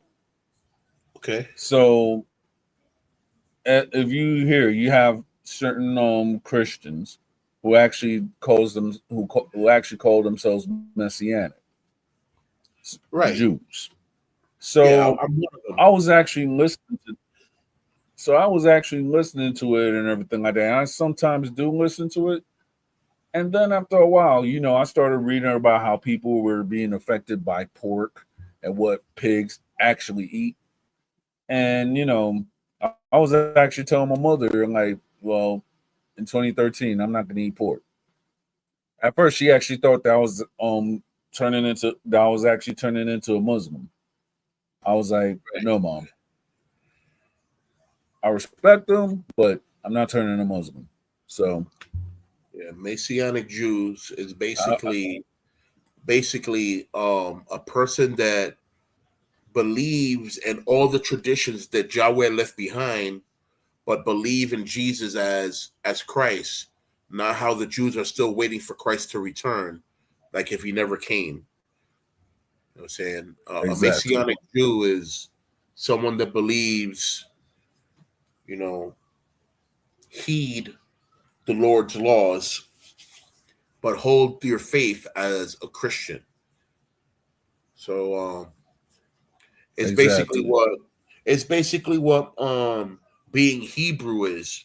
When you open your life to being a Hebrew individual, I'm saying you're a person that believes in all things Yahweh, and you believe in His Son, Joshua. That makes you're a different kind of Christian.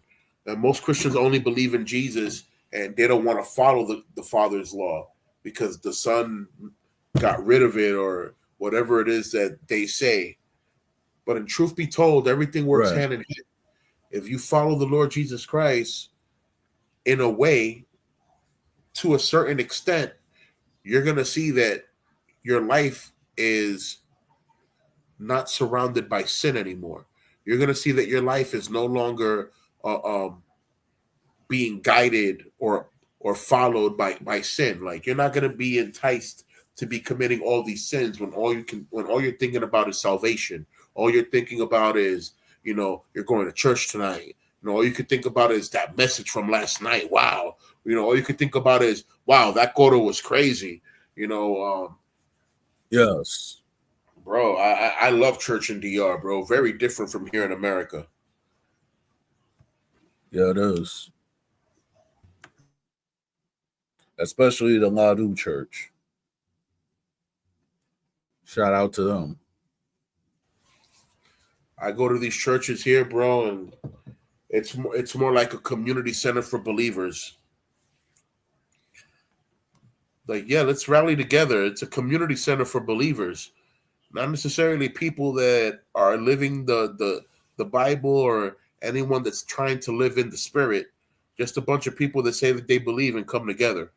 It's a Right, Christian community center of believers, not no place of worship. I don't see no worship going on.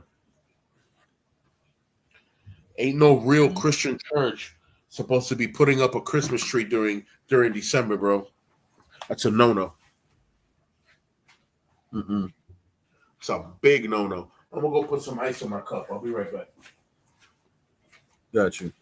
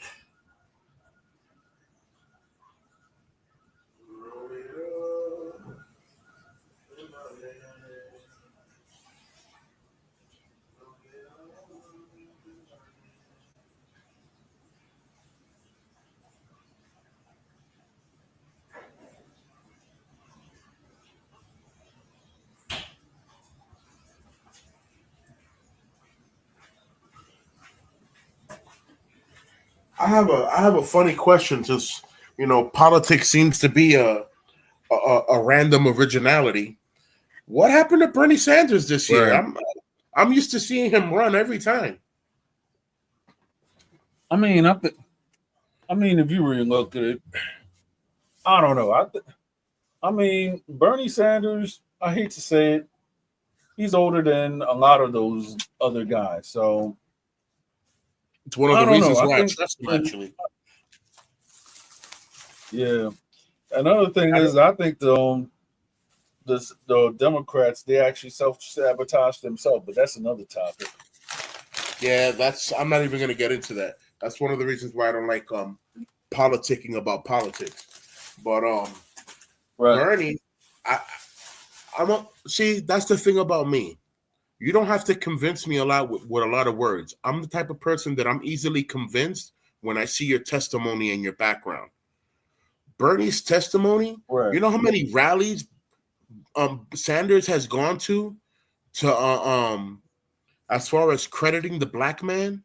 You know what I'm saying? Like rallies of liberation, rallies of freedom, rallies of equal rights. Bernie Sanders has been around for a minute. Yes. So I'm not going to say that I wouldn't vote for him for president. On the contrary, I would definitely vote for him for president, just for the simple fact that we know his social skills. We know his social value. Like he has bigged up the black community. You know what I'm saying? So he's one of the reasons why I'd say that if given a good opportunity and someone were to take the political reins of America, things would probably change. But I know it's never one man's agenda, because one man could have a good agenda of becoming president, Right. and when he becomes president, he notices that it's no longer his agenda. It's whatever agenda is put before him. Because some people forget the president is not the king of the country. He's just the pawn. He's the face of the country, the person that has to speak for the country. Right. But other than that, the bosses are the ones that Right. are pushing the president around, telling the president what he needs to do. Right. So it's one of those, man. It's one of those. Exactly.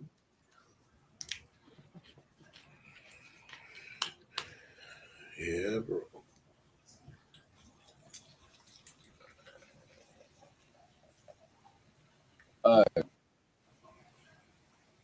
So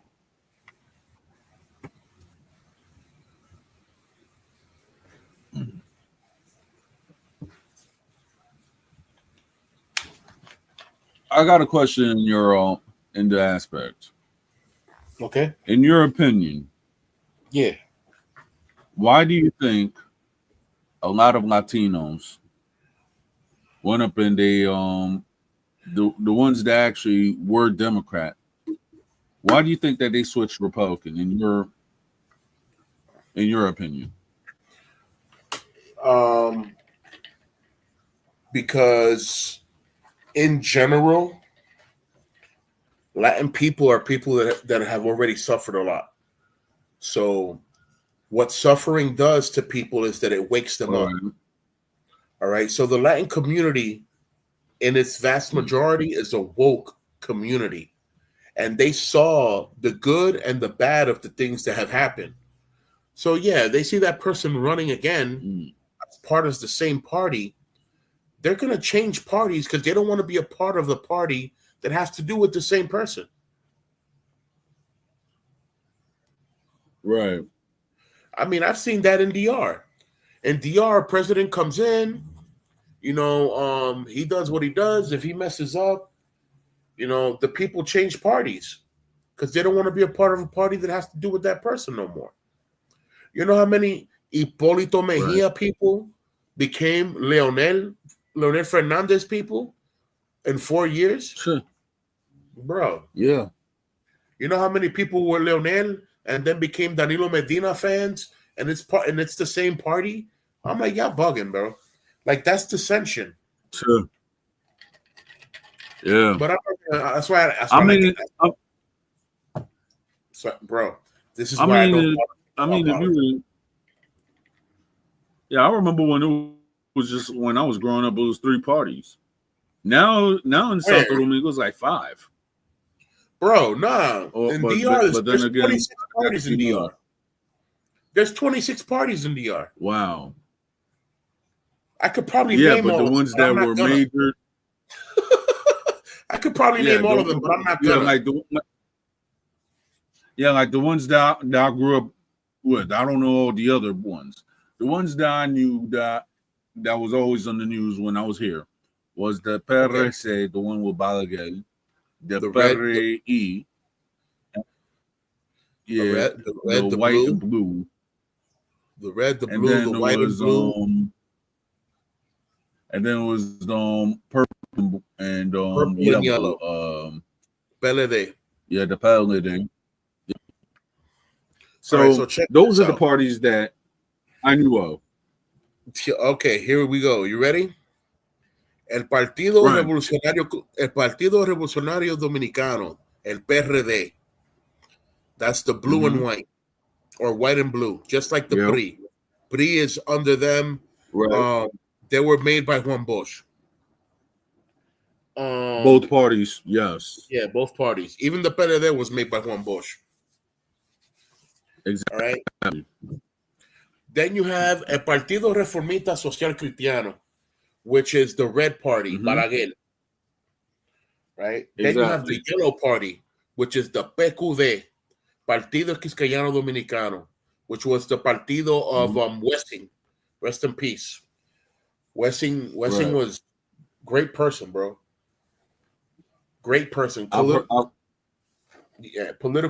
activist and semi-communist. He was trying to teach DR how to have a different type of economy, but they didn't want to listen to him.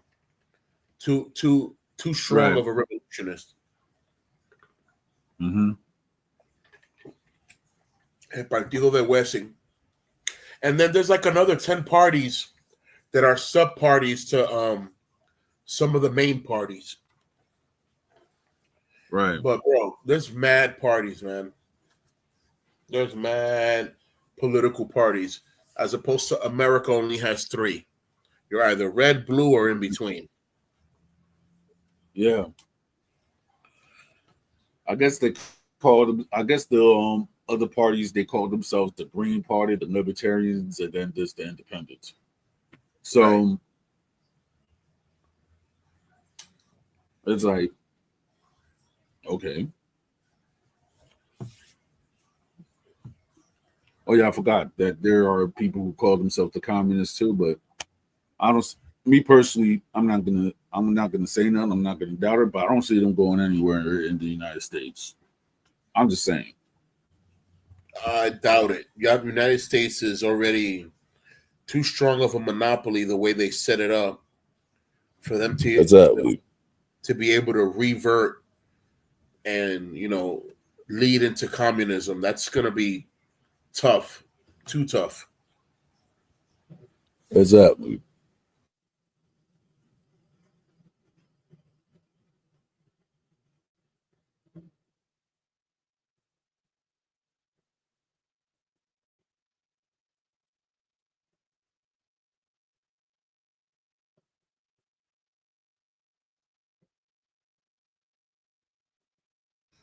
But yeah, bro, we here, man. Exactly.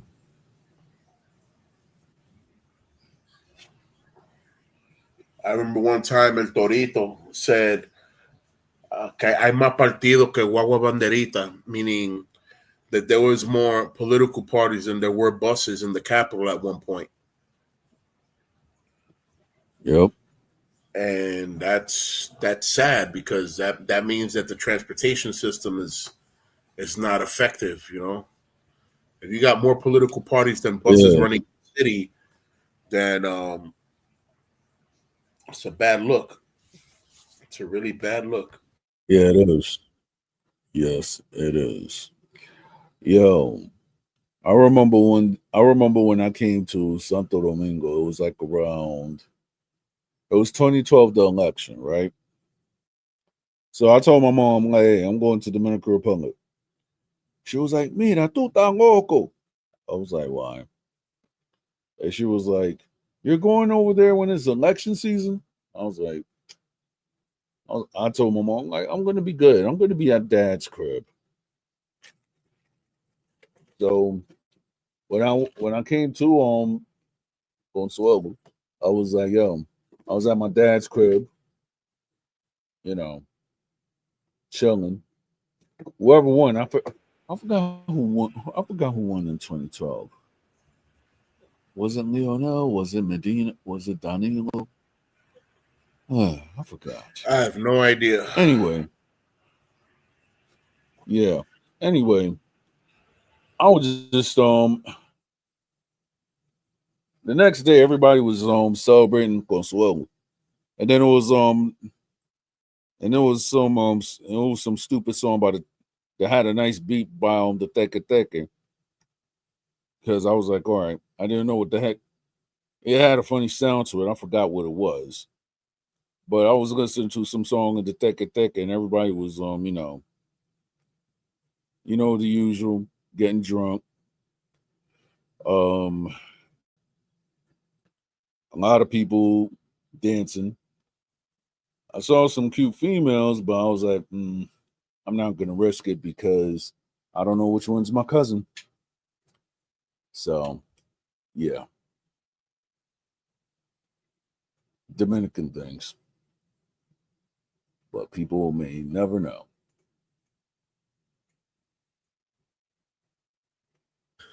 So I just briefly walked around the house to see the status on the kids.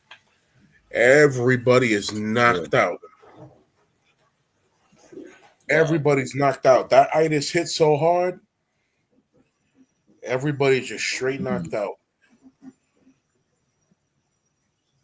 Nah, that's what's up. Even the teenager knocked out. I'm like, wow. She normally goes to bed at 12:30, 1 o'clock, especially if it's no school weekend. She'll be up to 1:30. She knocked out. I'm like, wow. Right.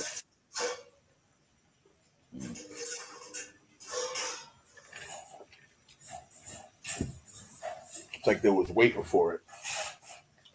I'm gonna have to move. Yep. I'm gonna have to move the laptop and everything back to the room because my son's about to do the dishes, and he's loud. He's loud with it. Gotcha. So I'm about to. Yep. I'm picking up my feferes and my little stuff that I keep on the side. Pick up my phones. Right. I got 2 phones. Yeah. Okay. I'm gonna leave my keys there. I don't need that. Let me grab this here soda.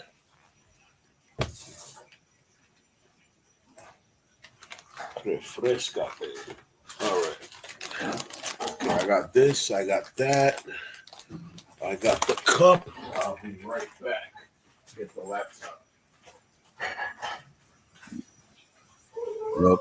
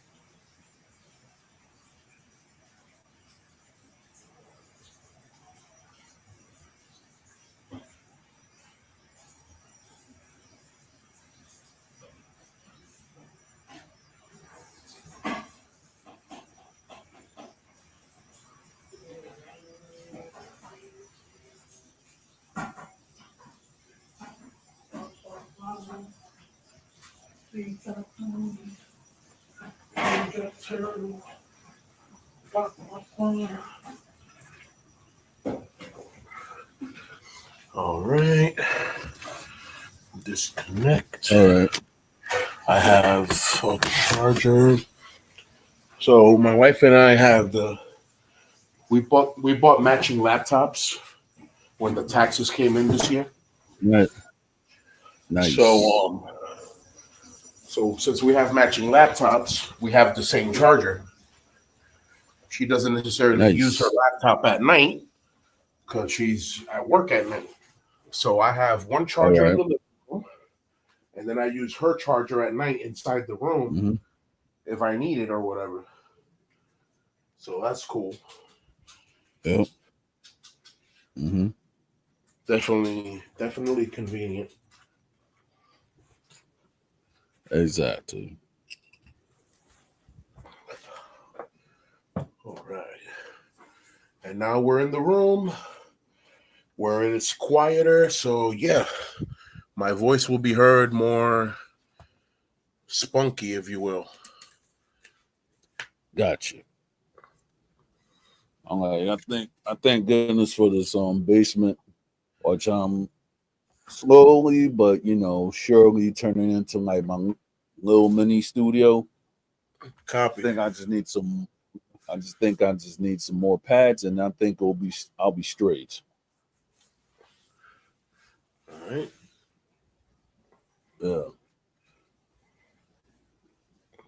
I mean, shoot. Now that I'm thinking about this, this is like the longest I ever ran a show on YouTube. Because usually I'll be doing it like around 2 or 3 hours. Right. But shoot, I think we're going to our 4th hour, if I'm not mistaken. It's 3:15. 3 hours, 15 minutes. 3:16. Oh, all right, shoot. Yeah. That's impressive. I mean, shoot. Shout out to my homie Aggressive Defiance. He be doing it like for 6 hours and everything like that. It all depends on the topics, and how many questions there are, how many people are passing by. There's going to be additions. Yeah. There's going to be additions that if we have the time, it's going to be crazy. I mean, yeah. So talking about Wednesday for the thing, I'm thinking about doing it a little bit earlier, like around 7 or so. What you say about that? It's crunching in on the time that I need to prep and stuff. Like, all right, got you. It's because between what's the hours of 4, 5, and 6 o'clock, I gotta prep what I'm gonna be making for dinner. Right. And sometimes I have other things that I need to do. Sometimes I have meetings. Sometimes I have chaplain work. So by the time I do get home and it's 7 o'clock already, or it's 8 o'clock already, I only have a certain amount of minutes, but to hurry up and cook so that everyone can eat and then log in. And then sometimes I'll be on time if we start at 8:30. Sometimes I'll be at time we start at 8. Sometimes I'm late and I get at 9. But if you start at 7 and let's say I'm late and I come in at 9 o'clock, that's 2 hours of show, that I wasn't here for. I'm not going to feel left out because I could always run it back, but I'm going to feel like what I provide for that part of the show, since I wasn't there, when it wasn't provided, I feel like I slacked. Like it's like I let you take the whole hook and, you're just streaming by yourself. Got you. But listen, I'm very much a team player. You know what I'm saying? If the team can't work as a team, they're never gonna be able to excel. There'll always be failures. A team that works together, fully together, will be a team that won't just excel, but it'll be a team that'll go on and on. You know what I'm saying? And forevermore, keep going on and on. Exactly. Word. Yep. Whew. It's 11:30. Yeah. Yeah, tomorrow's a regular day for me. Tomorrow's a regular sleep-in day for me. I don't have to wake up at no Yeah. 5:30, no 5 o'clock, no nothing.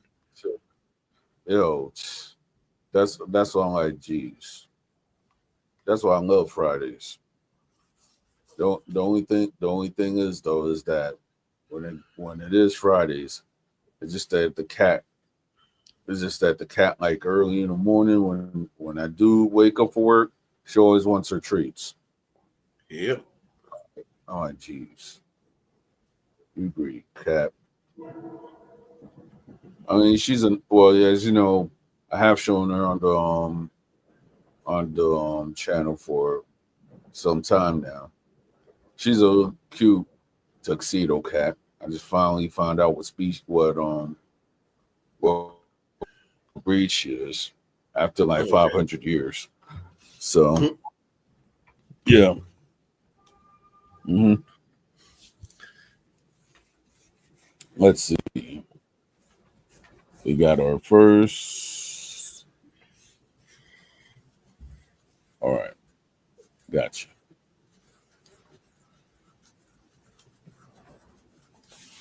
So that YOLO comment just Yep. came out now. That was from Yeah, I know. 10:57. Yep.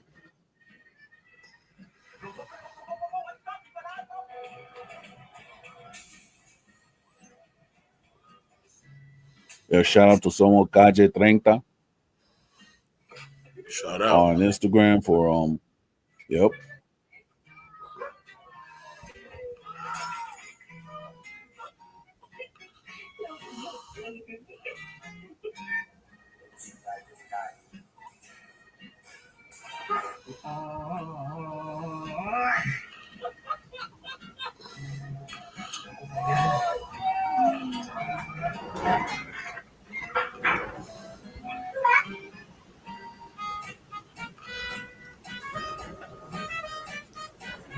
Okay.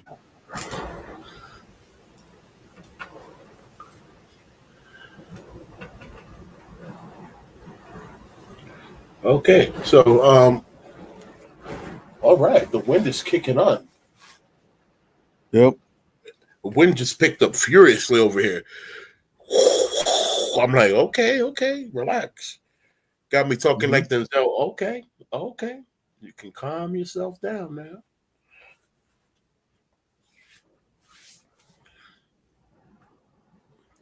The wind is over here. The wind's making sounds like it wants to blow the building down. I'm like, okay, calm yourself down now. It's not that serious. Exactly.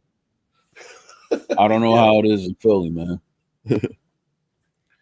I mean, listen, Philly. Only in the middle of Philly, there's large buildings. Everywhere else in Philly, it's small buildings, it's houses. So the wind has all the leeway in the world to run rampant and gain speed. In New Mhm. York, there's nothing but tall buildings, so it cuts the wind. So they can't build up too much speed or momentum to even become a hurricane or a tornado or whatever. That's why when hurricanes come to the country, it's better if it comes through the north, only for the simple fact that while coming through the north and it hits all those buildings, it's cutting off its speed. And when it hits the mountains, it cuts off its speed too. But when it comes from the south, all those little buildings, they're not doing nothing. They're just feeding it. Yep. Easy category 2 can become a category 4 and 5 for the simple fact that it had enough time to pick up speed since there was no buildings crashing its speed. Through New York, it crashes its speed. It has to chill. Yep. That's just the way it is. Exactly.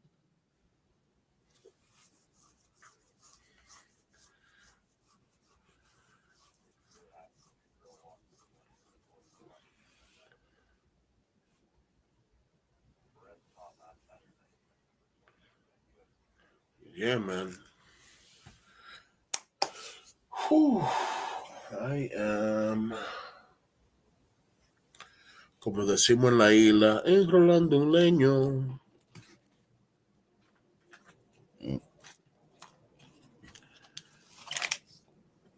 Time for a smoke break. Yep. Cigar man. Let me have one of your finest Dominican cohibas. Oh, speaking of which, I haven't had that in a long time. speaking of which, I'm proud to say that I saw not today, but like last week, I passed by a cigar shop. San Pedro's on the map, bro. There is a San Pedro cigar. Yes. Bro, I was like, yeah, boy, we did that. That's what's up. Yep. I haven't smoked a San Pedro cigar yet. Maybe I won't, but I would like to participate one day just so that I can say, my name is Pedro from San Pedro, and I am smoking a San Pedro cigar. Now that sounds good right there. Know what I'm saying? My name is Pedro from San Pedro. Today's 420, and today I am smoking on a San Pedro cigar. Exactly. And that's my story. I'm sticking to it. That's how the cookie crumbles. If you don't like cookies, you can eat your oatmeal. I'm not eating oatmeal. Right. I'll cook it for the kids, but I ain't eating it. I ate healthy enough as a kid. Yeah. You're not gonna give me. Hey, chew! You're not gonna give me Avena. Bless me. You're not gonna give me Avena all day, every day, because that's one thing they do in DR without a problem. Breakfast, bread with jugo de avena, oatmeal juice. At 12 o'clock, rice, beans, and meat with a side of oatmeal juice. Afternoon snack, oatmeal. I'm like, what is going on here? And then at night, batida de oatmeal. I'm like, yo, what is this? I'm on an oatmeal diet? Yo, Yarin, ¿qué lo que es, mi hermano? What's up, oatmeal? Yarin. Yeah. Everything's in excess, so everything's extreme. Oh, the coffee? Yeah, coffee for breakfast, after breakfast, before lunch, after lunch, before dinner. I'm like, why are we drinking coffee so much, man? Yo, Dad, I'm like, crazy, bro. I'm like, geez.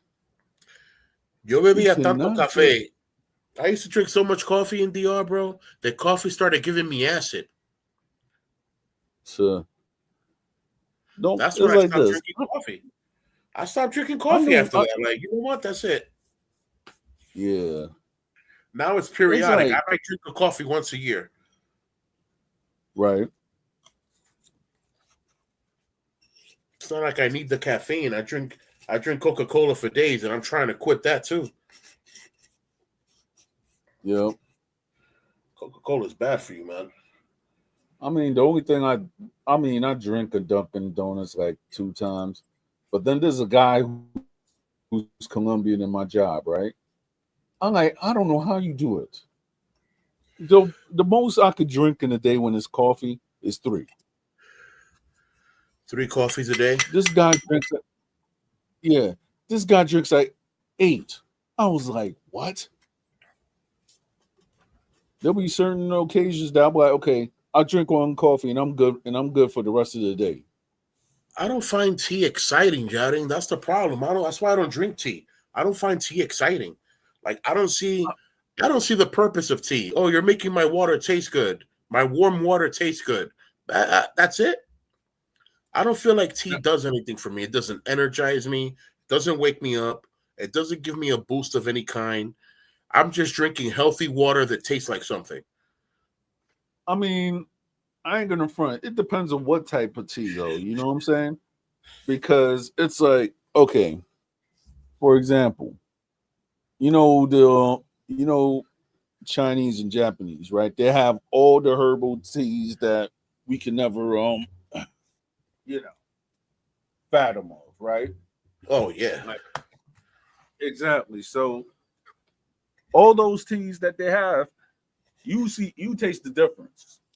I mean, Right. it might not be exciting to, to certain people, but when you drink those teas, like in Chinatown, I could tell you, there's some teas that just make you just feel like you're at peace. I don't know what it is, but there's some teas that that they have a lot of more caffeine than coffee itself. Yeah. Yeah, I've heard about it. I haven't had one yet. I've heard about it. me, yeah, me neither. Like if I'm gonna try to trick my body into, oh, I'm getting some type of caffeine into my system, I'm not gonna do it with tea because tea is not cutting it for Yep. me.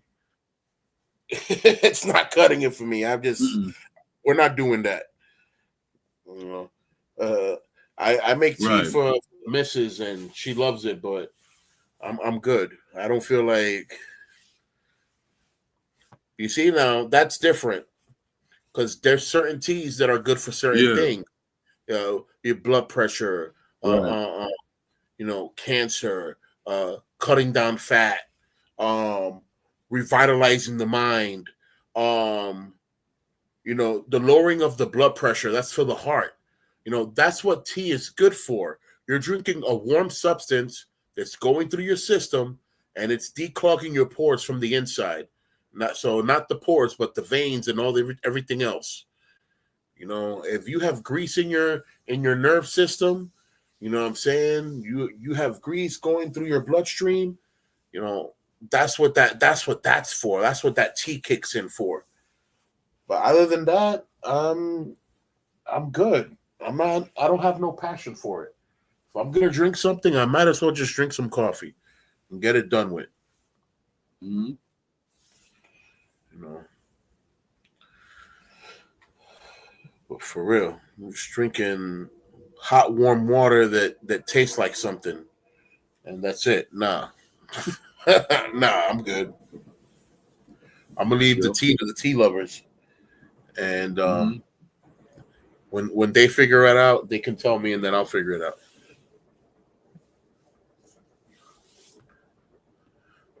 Right. But for now, chilling.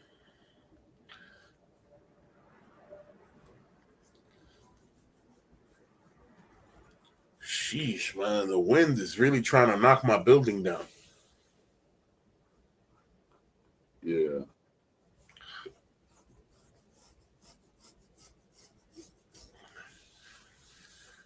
For real, for real. Mm-hmm.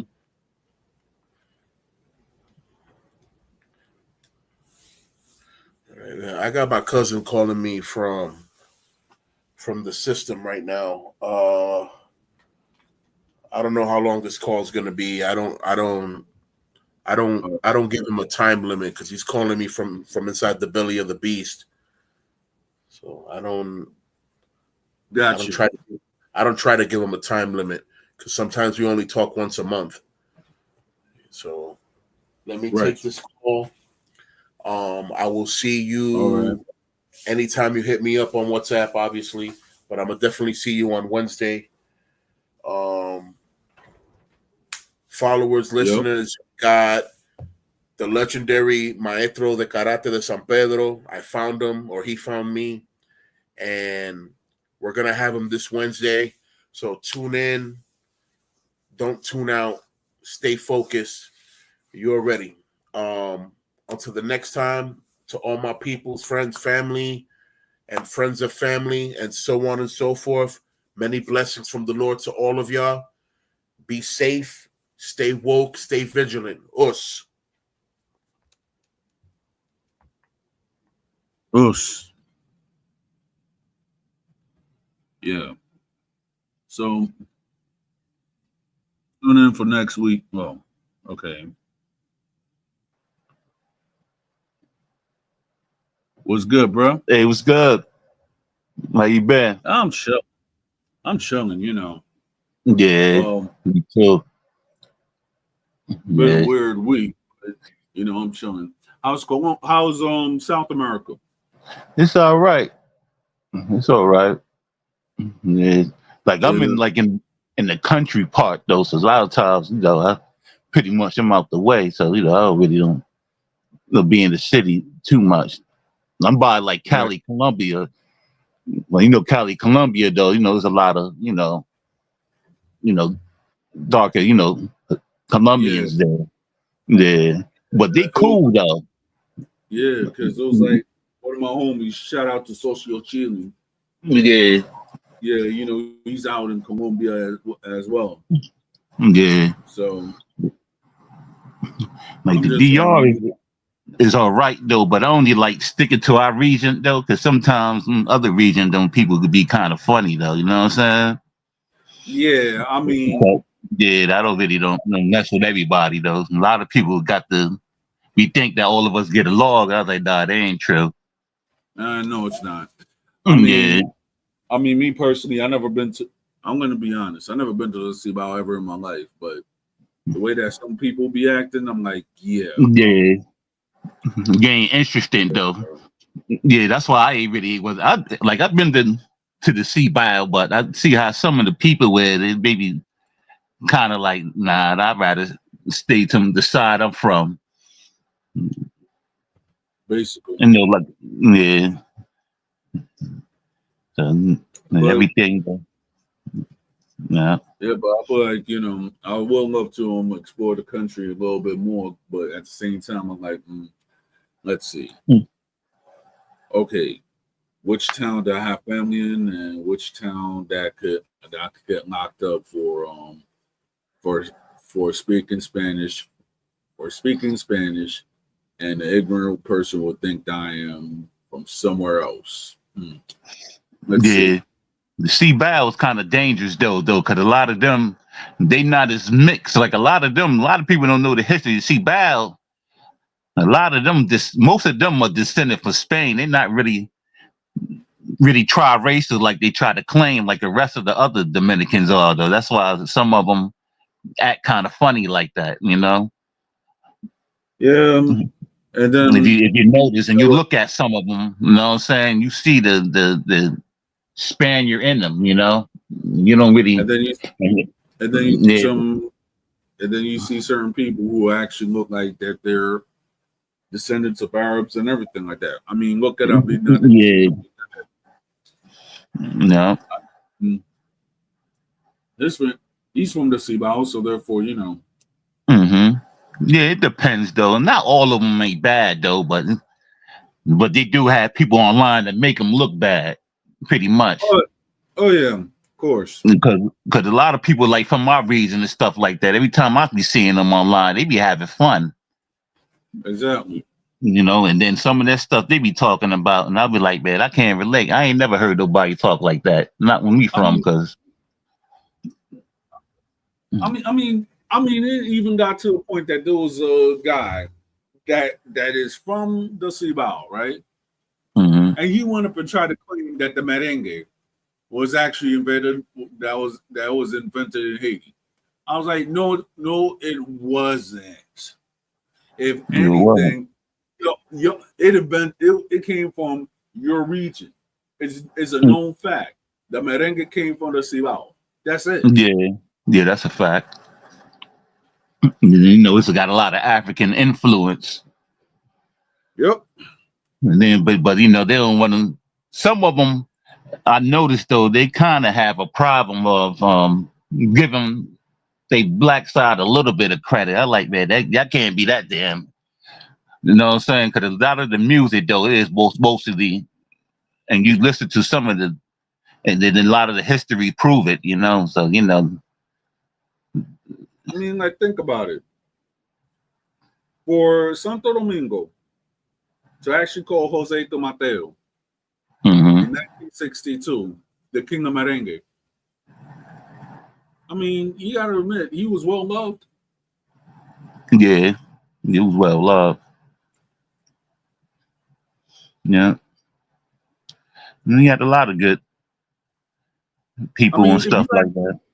if you actually look at the group, right? Well, I guess it was a group. If you actually look at the formalities of certain stuff, right? Hmm. You had to do the little compadre from Cuba, right? Yeah. Then after a while, you had two brothers that they loved their music. They went up and they called themselves Los Ahijados. Mm. Yeah. My mother, God rest her soul, she used to see those two brothers in the street always playing their song. So yeah. Yeah, Oh wow. That's yeah, something though. yeah. My mother knew Cuco Valoy and Martin Valoy before they even became Los Ahijados. Ain't that something? Yeah, she knew him before they even. A lot of people knew him. Yeah, I'm talking about the 1950s gospel. Mm. Dude, that's back in the day. Yeah, so they really know him. Yeah, like late 1950s or 19. 1960s. Oh wow. And those was different times. I Exactly. mean, those was different times. Actually, them times was kind of rough though. It depends, where you was at in the country. Yep. I know, where my people was from though. We was like that part, but it was super poor. Yeah.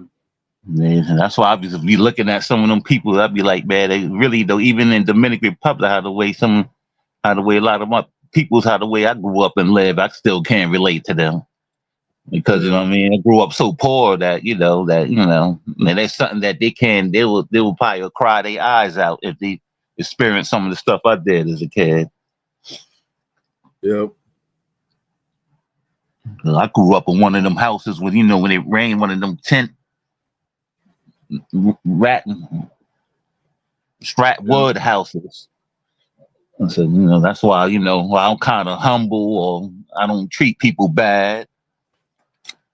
That's why I think that maybe that's why I'm not a racist person. But nobody inside of Domingo ain't racist though, like that. You know what I mean? I can't speak for the Yeah. other regions like that, but but I know most likely though, that's I know. that's I know. kind of weird from us.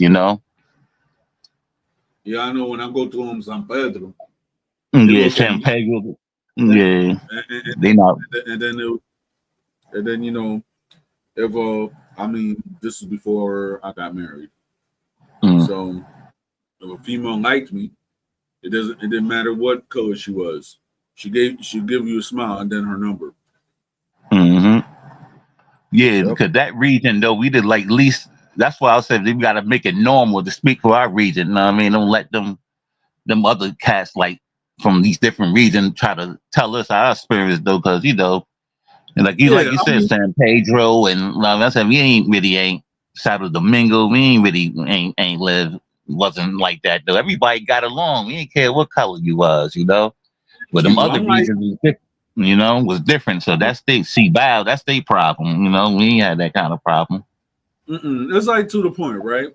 That you have some of these guys that they want to go around and call people, oh yeah, you're a vende patria. Okay, so therefore, Mm-hmm. let's do this. If you're getting your the person from your same culture doxed, and using outside experience, and using outsiders from the culture, what does that make you? You're just as worse as that person that you trying to call vende Exactly. patria. You're worse. They worse. And then that's weird anyway. They talk about they taking cards. Like, yeah, you can't never take nobody card, and especially when you was born in New York, like reality, he really American. So they like ain't nobody don't take that serious. That's like a cultist Think, ideology and stuff. Nobody no, don't take that serious.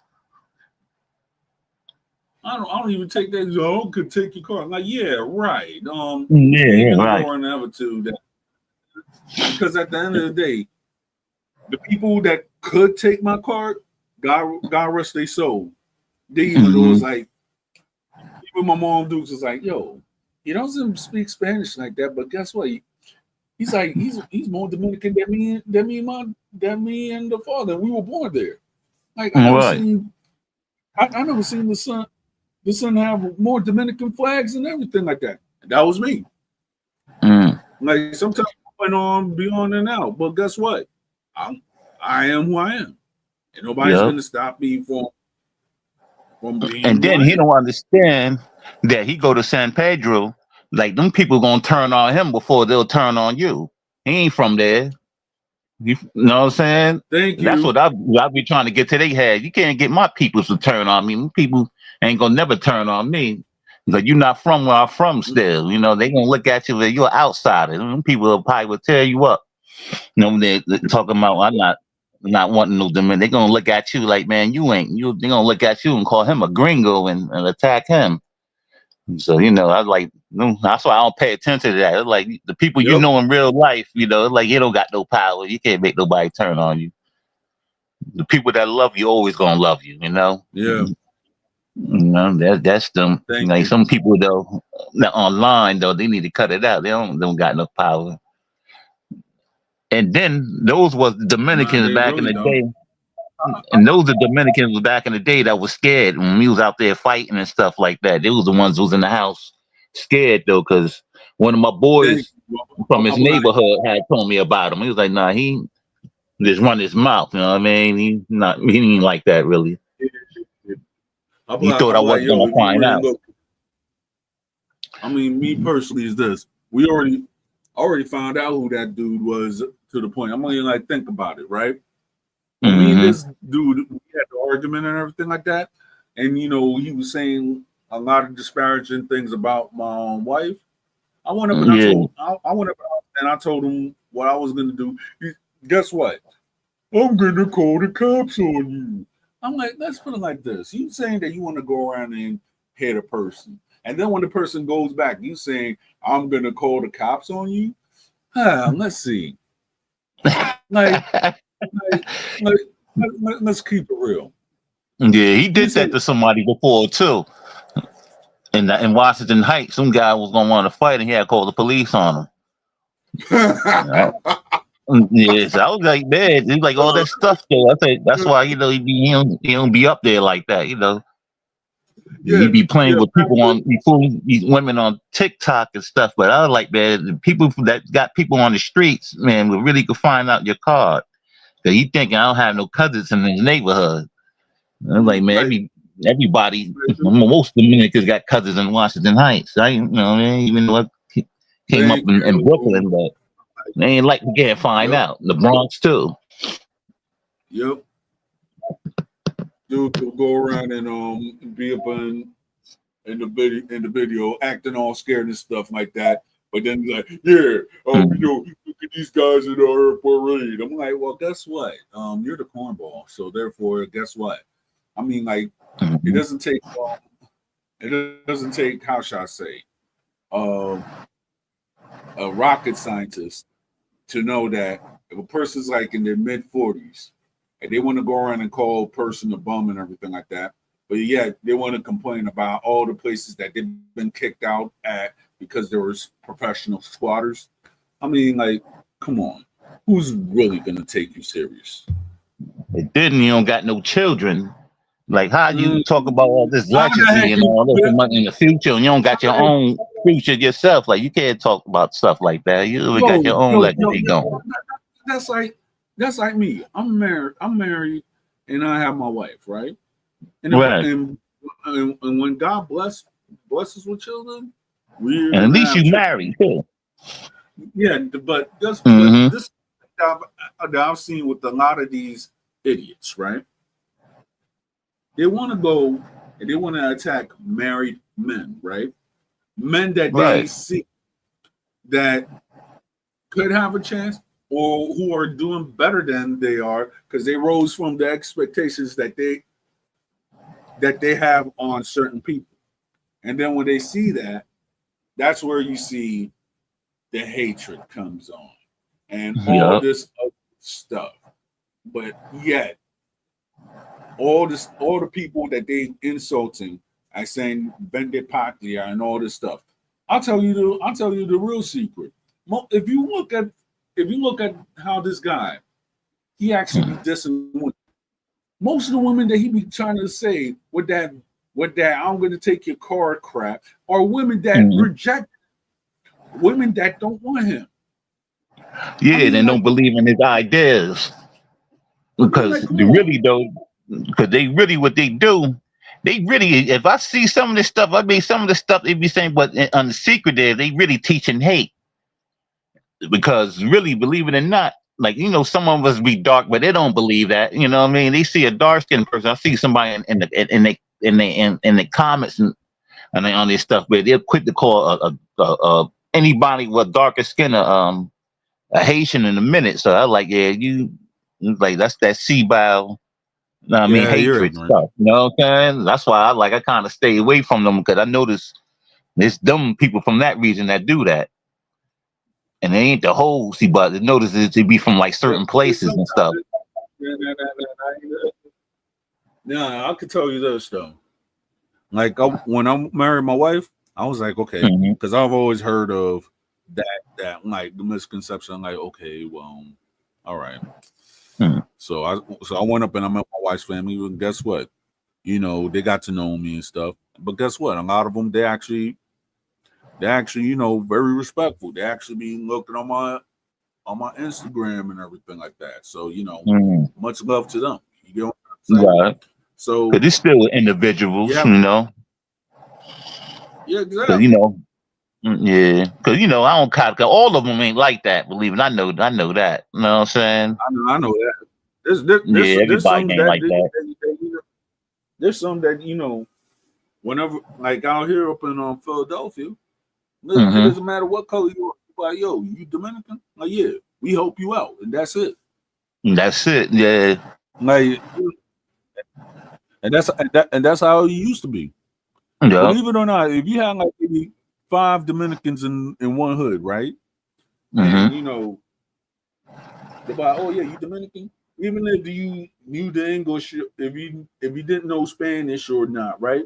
Just for the fact that you Dominican, they help you out. You know what I mean? And that's how it Right. was. That's how it was. And there's just something now. They just people just trying to like divide people though because of their Nah, beliefs, and that's wrong. I noticed that too because that's how it always been forever. Especially in the states. They're like, oh, you them. Everybody they'll help you out with open hands with no problem. And I'm thank like, you. And now certain people, they don't.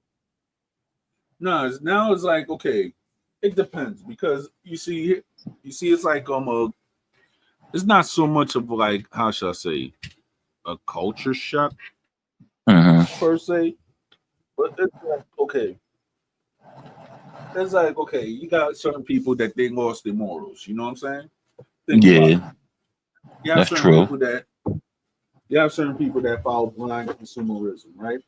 They want to Hmm. go into they have their belief that they're gonna go and make Dominican Republic better with racism or whatever have you, right?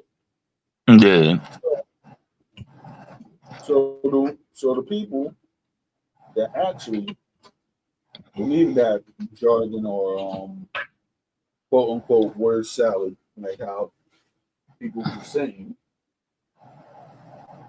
most of the times it's just certain people who are disenfranchised. Like for example, let's say a guy who is a darker skinned Dominican went up and took mm, took another man's wife or whatever have you, right? yeah, So with that, right? And then you have certain people with misplaced hatred. They're like, oh yeah, you guys do this or try to make a generalization on yeah. I know. on what this guy does or they'll try to say like, oh yeah, that they're alpha male. Okay, so the last time I remember, alpha males don't call the cops Nope. or or they'll be like, hey, I got people in the cops, in the police. Okay, so what are you? I mean, like, I'm calling the cops, not a mob boss. So Yeah, Yeah, and he not what he say he is though. You know what I mean? He stay in New Jersey. Yeah, we know that. Yeah, and he just that's why he just talk crazy online and call the cops on people and try to play that he brave. I was like, nah, you ain't brave. You be outside, but you got the cops on speed dial though. I seen him. I seen him personally. He's a bitch. And Yeah. now for real though, like I was with when I was in the Dominican parade. It was like me and my homie Jaxiel and his girlfriend. Shout out to Lena Rose, by the way. And shout out to Jaxiel. So you see everybody who was just vibing. You know what I'm saying? Everybody know Yeah. who and I was like, yeah, I'm Dominican. They was like, oh, you try to figure around and stuff. They're like, yeah, we rock with you. So therefore, I'm there, and it was like I think it was like 36 or 37, right? So in the Dominican parade, always you have like the back corner that everybody wants to be at. So I'm chilling there because I've been in the back before because of people that I know and stuff. So I'm on up and I met people that I know within the urban collective in New York. People who are Hmm. rappers, people who are money making whatsoever, right? So me, Jaxel, Alina, we were just chilling and everything like that. All of a sudden, I see this scary dude, this tall, scary dude. He's going around. You see a whole bunch of you see a whole bunch of cops, and then you see a whole bunch of darker skinned Dominicans. We were all vibing. Yeah. You know, like dude was the only one that just looked like he was a security guard, just looking like scared and all this stuff. I'm like, please. Yeah, cause I be hating that though, man. They be talking about they full, but a lot of them do have a problem. That's what make me mad about them. They do be trying to diss darker skinned Dominicans on the low. And I like, Oh man, I was yeah, like people. Yeah, I be like, man, you notice though. I was like, yeah, but we popular though, cause we nice. We don't act funny. And then a lot of people around the world know that about us too. The sad part, I'm like, man, you gonna try to make people. I'm like that. That's not gonna work, man. Especially where I'm from. Ain't nobody ain't gonna not like me because of you. Say you like you not from where I'm from. Like people will chase you out of the city though, saying something crazy like that about me. You better go back to Saint yeah. Diego, and then I don't think nobody up there. And I don't Nah, think but you people want to don't know him up there. but you want to know a secret and everything like that, which is funny Hmm. about a certain person, right? Hmm. They the ones that be like, oh yeah, I don't like the morenos and all that stuff. Hmm. Okay, everybody knows a secret about you. Like, come on, you doing all of this and you talking down on a darker skinned Dominican when your father is darker than me. Like, come on, Yeah, that's with crazy too. Cause I saw his pops. I was like, man, his pops way darker than me. I was nah, like, wow, you know what I mean? Like this picture I got right here, that's the lighting though, but they like kind of considered like we're real like a light skin, would they consider me like a light skin black color I got really. But I saw his right? pops though. His pops is darker though. I was like, so you probably had something against his father then, and him talking like that, pretty much. Yeah, Yeah, I'm like, yo, self hatred is a mother. it's a mother. And then the Yep. funny part though, a lot of them need to keep it real though. You know what I mean? If you're a real Dominican that got all the bloodlines, man, you're gonna have darker people in your family. Unless you just straight mestizo. Yeah. Ain't no full mestizos in Dominican Republic. If they are, they just Spaniards that came here when Trujillo brung them there. A lot of people don't like talking about that. The people don't know they did bring a lot of Europeans there when Trujillo I was mean, president. And they and I you mean, can't but find it online either. if you actually look at it, right? Hmm. As far as like that, you have if it's like okay, a person that came from Spain to the Dominican Republic during the 19th century, right?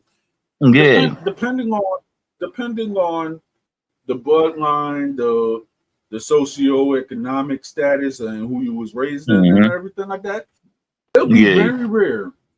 I'm saying it's very rare to find a Dominican that's a pure Spaniard that has pure European blood. Right. And they very little. They got some, but they Yep, a real small minority. exactly. And then you got some of them people be thinking that they pure. I like, no, they not though. I think the original ones that got the three races in them. Yeah, Even like what father said, we was talking about the Coca-Colas, they original, you know what I'm saying? yep. And then the lost, and I people don't mean, know about lost meanings, the ran away slaves that ran away, the lost meanings. They yep. original too. So it's like And then people be and then talking out like that. people All your family is white and then looking, people man. You forget ain't no about way in the world you original. but then if you really look at it, you have certain people who are how shall I say? You have certain people like from Samana, they Mm-hmm. still they still actually they still actually have what a lot of similarities to African Americans. But Yep. certain people, but it was like I'll tell you one thing, right? One day They nice I people was too. I've telling, been there. yeah, I never been there, but I've met people from there. They actually Mhm. treat me nice. Yeah, they nice Now one people. They real nice. Yeah, so one day I had like a black ex girlfriend, right? So me and her, we were talking. She never been to the country, and like whenever we got into arguments, she went up and tried to hit me with some ignorant crap, which I'm not going to listen to. So I went up and I showed her something, and I was like, "Yo, just look at this video." And it was a video that they were talking about the residents of Samana, right? Hmm. So when she was looking at it and everything like that, she just came to the realization, was like, yo, like like any African American now could actually see the similarities of the Samana. And Yeah. I was like, this is stuff that they don't teach you in school. And I just True. showed you something like that just blew your mind about this about the Samana. And she even said, was like, yeah, they are black. Because they were singing the older Negro spirituals and everything like that. She was like I didn't even know. Johnny KK. That's one of Yeah, what they call it Johnny Cakes in America, but the men they call it Johnny KK.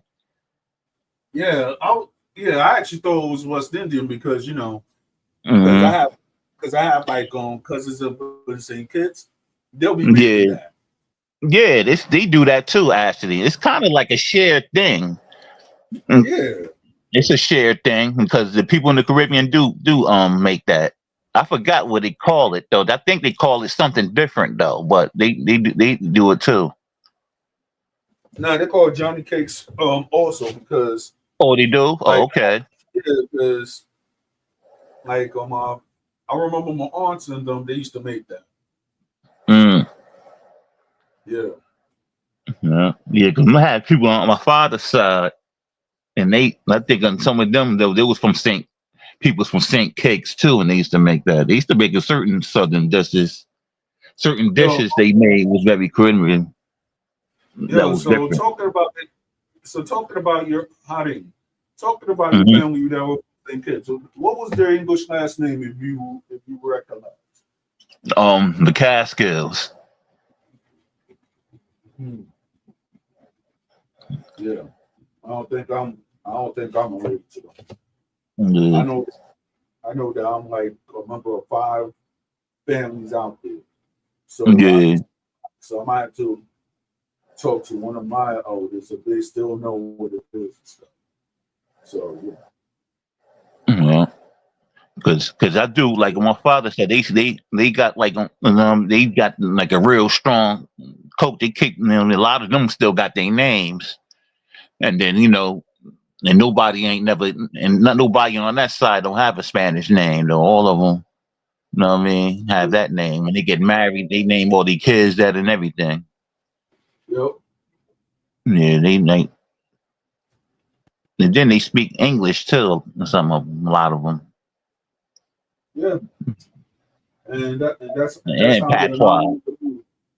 Mm-hmm. Yeah. And that's why I guess with me, that's why I'm an anomaly to certain people. I went up and I said my story, and then people want to doubt me. I'm like, what's there to doubt? Like, Yeah, you could they go on, can't doubt. like, Yeah, they can't doubt it because we've been there over 200 years. So there ain't nothing they can doubt. And it's illegal. It ain't like they wasn't illegal.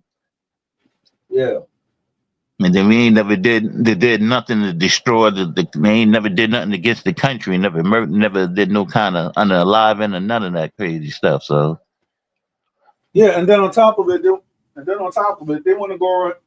This guy who likes to talk. He's like, oh yeah, you're a traitor. I'm like, okay, let's put it like this. How? Like, I want to go around and actually break it down, right? How is right. it that you call people a people that you call them traitors and everything like that just because of the color of their skin? But let's be honest, we're a lot of Dominicans over to the Cocolos because hey, you had some Cocolos that actually came to the country and they got better positions, right? Yep. And they had better positions. They had a house and everything like that. But guess what? They was part of the elite. I want to Yep. tell you. I'm going to tell you a story. They don't get I their want respect too. We always hold them down exactly, though, even in America. Like, I could tell you exactly. some stories in America, man. And we don't save them from the streets, and really, why a lot of all these man, a lot of us even save them from African Americans beating them up, and they don't. And Thank. I got a whole bunch of stories on that, a whole Mm-hmm. bunch of stories, and then I know some women that they'll tell you, man, they're like, man, I bet it's a woman that's one of my friends. They was like, man, they don't like how he talked though, because they know he is soft. But they say they know me, so they say they feel way more safe with me than him. And then people don't understand though. And then how there was traders, and then we fight the war to get the independence from Haiti, and Coca-Cola was in that war too. Right. He was like some of the greatest generals too. And, they don't Yeah. like giving us Exactly. no respect. It's kind of that's why like sometimes that's why I like man I stay away from. I was like, you know what? I stay away from them kind of topics when they come to like certain people though, because they don't like giving out credit. Yeah. Basically, I mean, it's to the point, right? Like I went to a Vaquero concert up in Dykeman, 2011, right? Mm. Seen people who were very, very important. People who were doctors, people who were lawyers, and everything like that. And Francis Belial, shout out to him. When I went up right there, and I seen all these people. I was like, yo, like this is like high class and everything like that. Mm. High class Dominicans, professional Dominicans. You know what I mean? So with that, and I saw what it was. It was mostly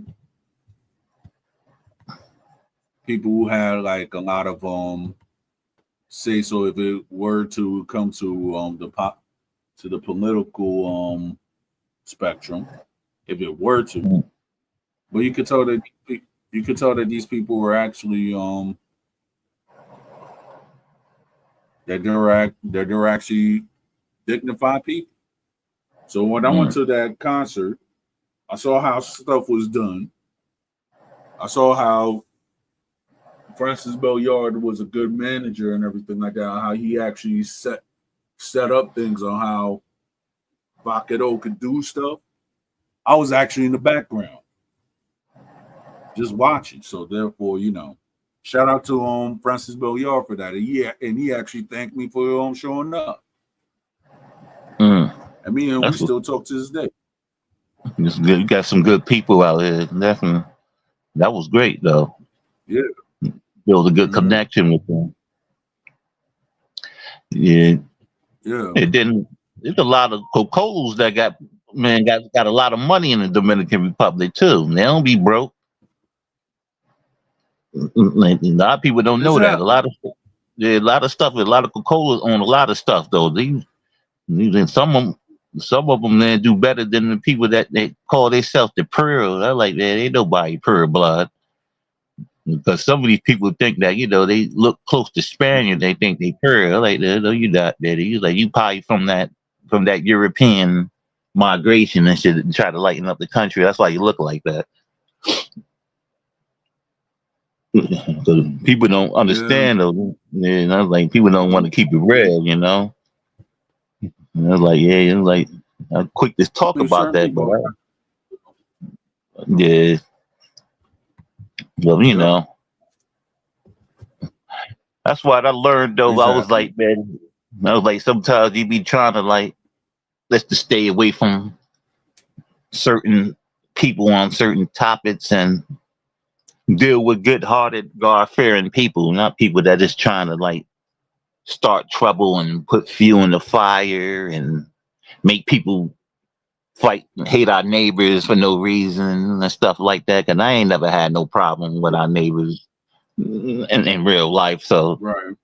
you know what I'm saying? So I'm like, I'm sitting thinking and stuff like, man, I ain't gonna never do that again though. Go online and defend stuff like that. I just let that be. When they talk Yep. about that and that, they on their own. You know what I mean?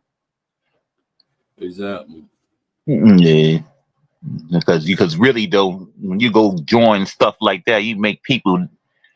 You never know, man. You might hurt somebody's feelings that's really your friend, and that's Right.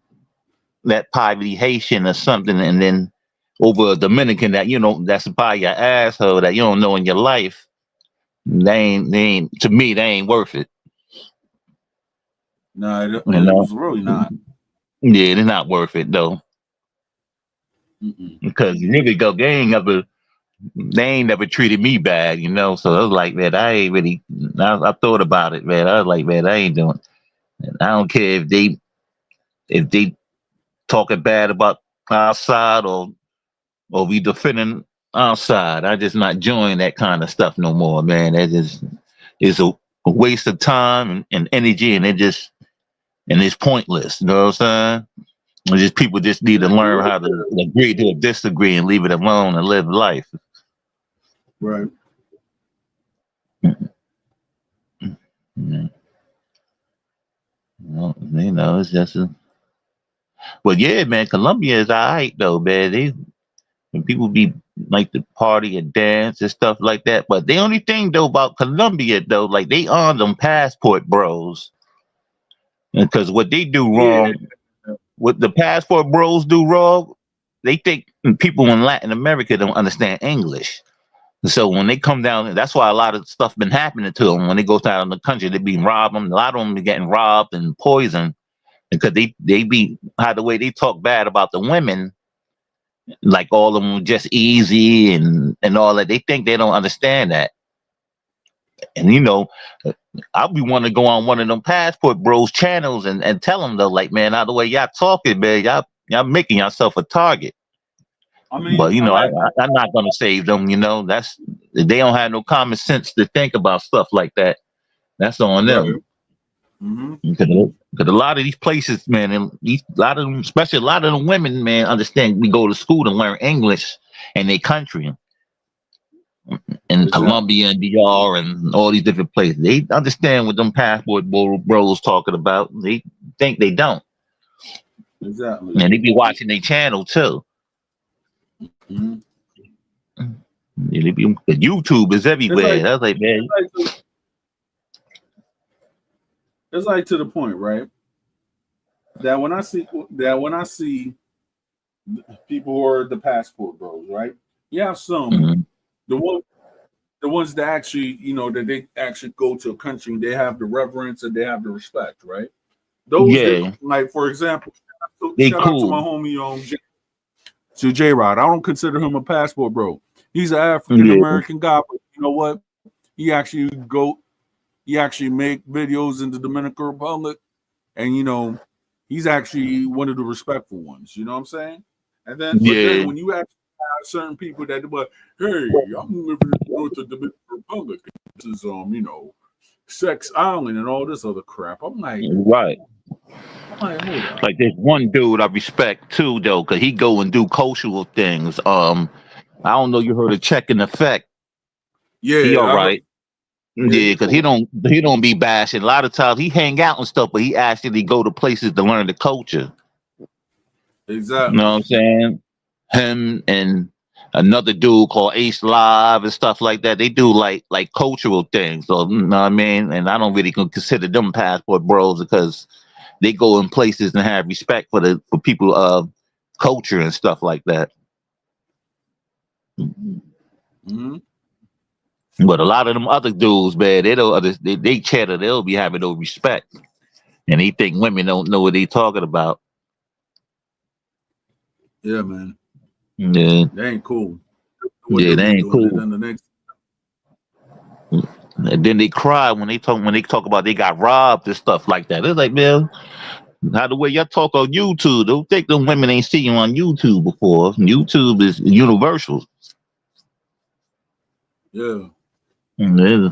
I said that's why I kind of don't be feeling bad for these dudes that be getting poisoned in Colombia and all that, because it's just how the way they talk about the women. And that's why they I target them mean, like like that too the for most. I mean, like for example, there was one of the guys who was a passport bro, right? And he Hmm. was actually talking. He was actually asking women bad questions and stuff. The next thing you know, they ran him out of Brazil because they was like, yo, you stop disrespecting our women, or else we're gonna get you. And they actually and a woman group and a bunch of the gangsters in Brazil, they actually ran him out. Mm. And the next Yeah, thing you know, Brazil, the the business. next thing you know, the guy was up in Thailand. I was like, you ain't gonna try that joint in Thailand because you might have some guys that might just do some Muay Thai, and then you might have a broken rib for 5 weeks. Yeah, cause they fight over there though. Oh man, Thailand, they'll jump you in a minute. Let a somebody that's not from Thailand and or not, I don't know what they call the people, not Taiwanese or something like that, and mess with one of them, man. Them people gonna jump you. Yeah, they don't play that over there. Like you try to do something, they know better. They act right over there. Yeah, But it's all right to travel though. But some of them guys, they do it you just have wrong. to. Because I like to travel You have too. to But I travel with know, respect. yeah, you just got to have respect. And then a lot of times, if I travel and stuff, I don't travel for women and stuff like that. I travel to see different things and interested to see how the culture is in these places. Right. Yeah. And if a lot of times I do it, I don't do it for that. Hmm. Because and then and I ain't. I'm all right now, so I'm like married and all that stuff. So a lot of times, man, I just go to travel just for Yeah. fun. Sometimes I like to go to places to eat different cuisines and stuff like that. Right. But I like Asia. Asia got real clean food. I mean, I never been to Asia to tell you the truth. Yeah, they very like some of that stuff you got to watch what you eat, but they food is real clean. They don't Hmm. really don't believe in all that like chemicals and stuff like that. Right. That's like a lot of places though. That's the only thing is bad about America though. But you got clean food in America though, but it's like you got to know where to go. Basically. Yeah.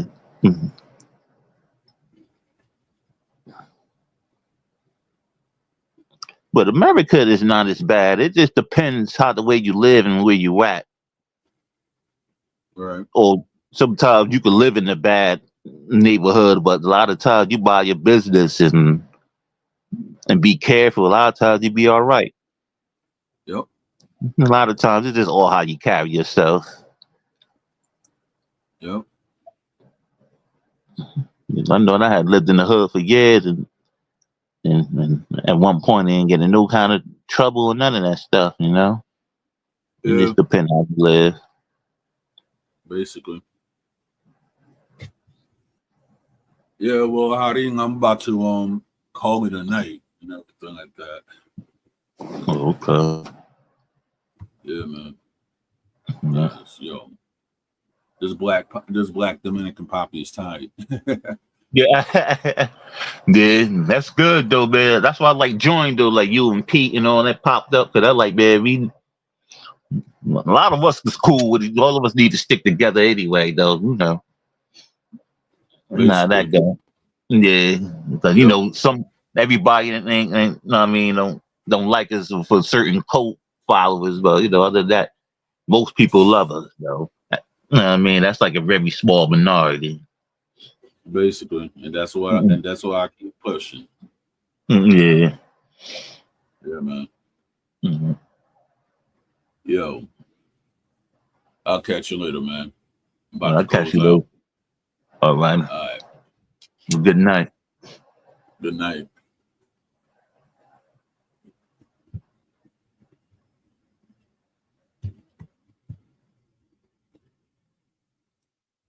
Yeah, buena noche pa mi gente. Ya tú sabes. Peace.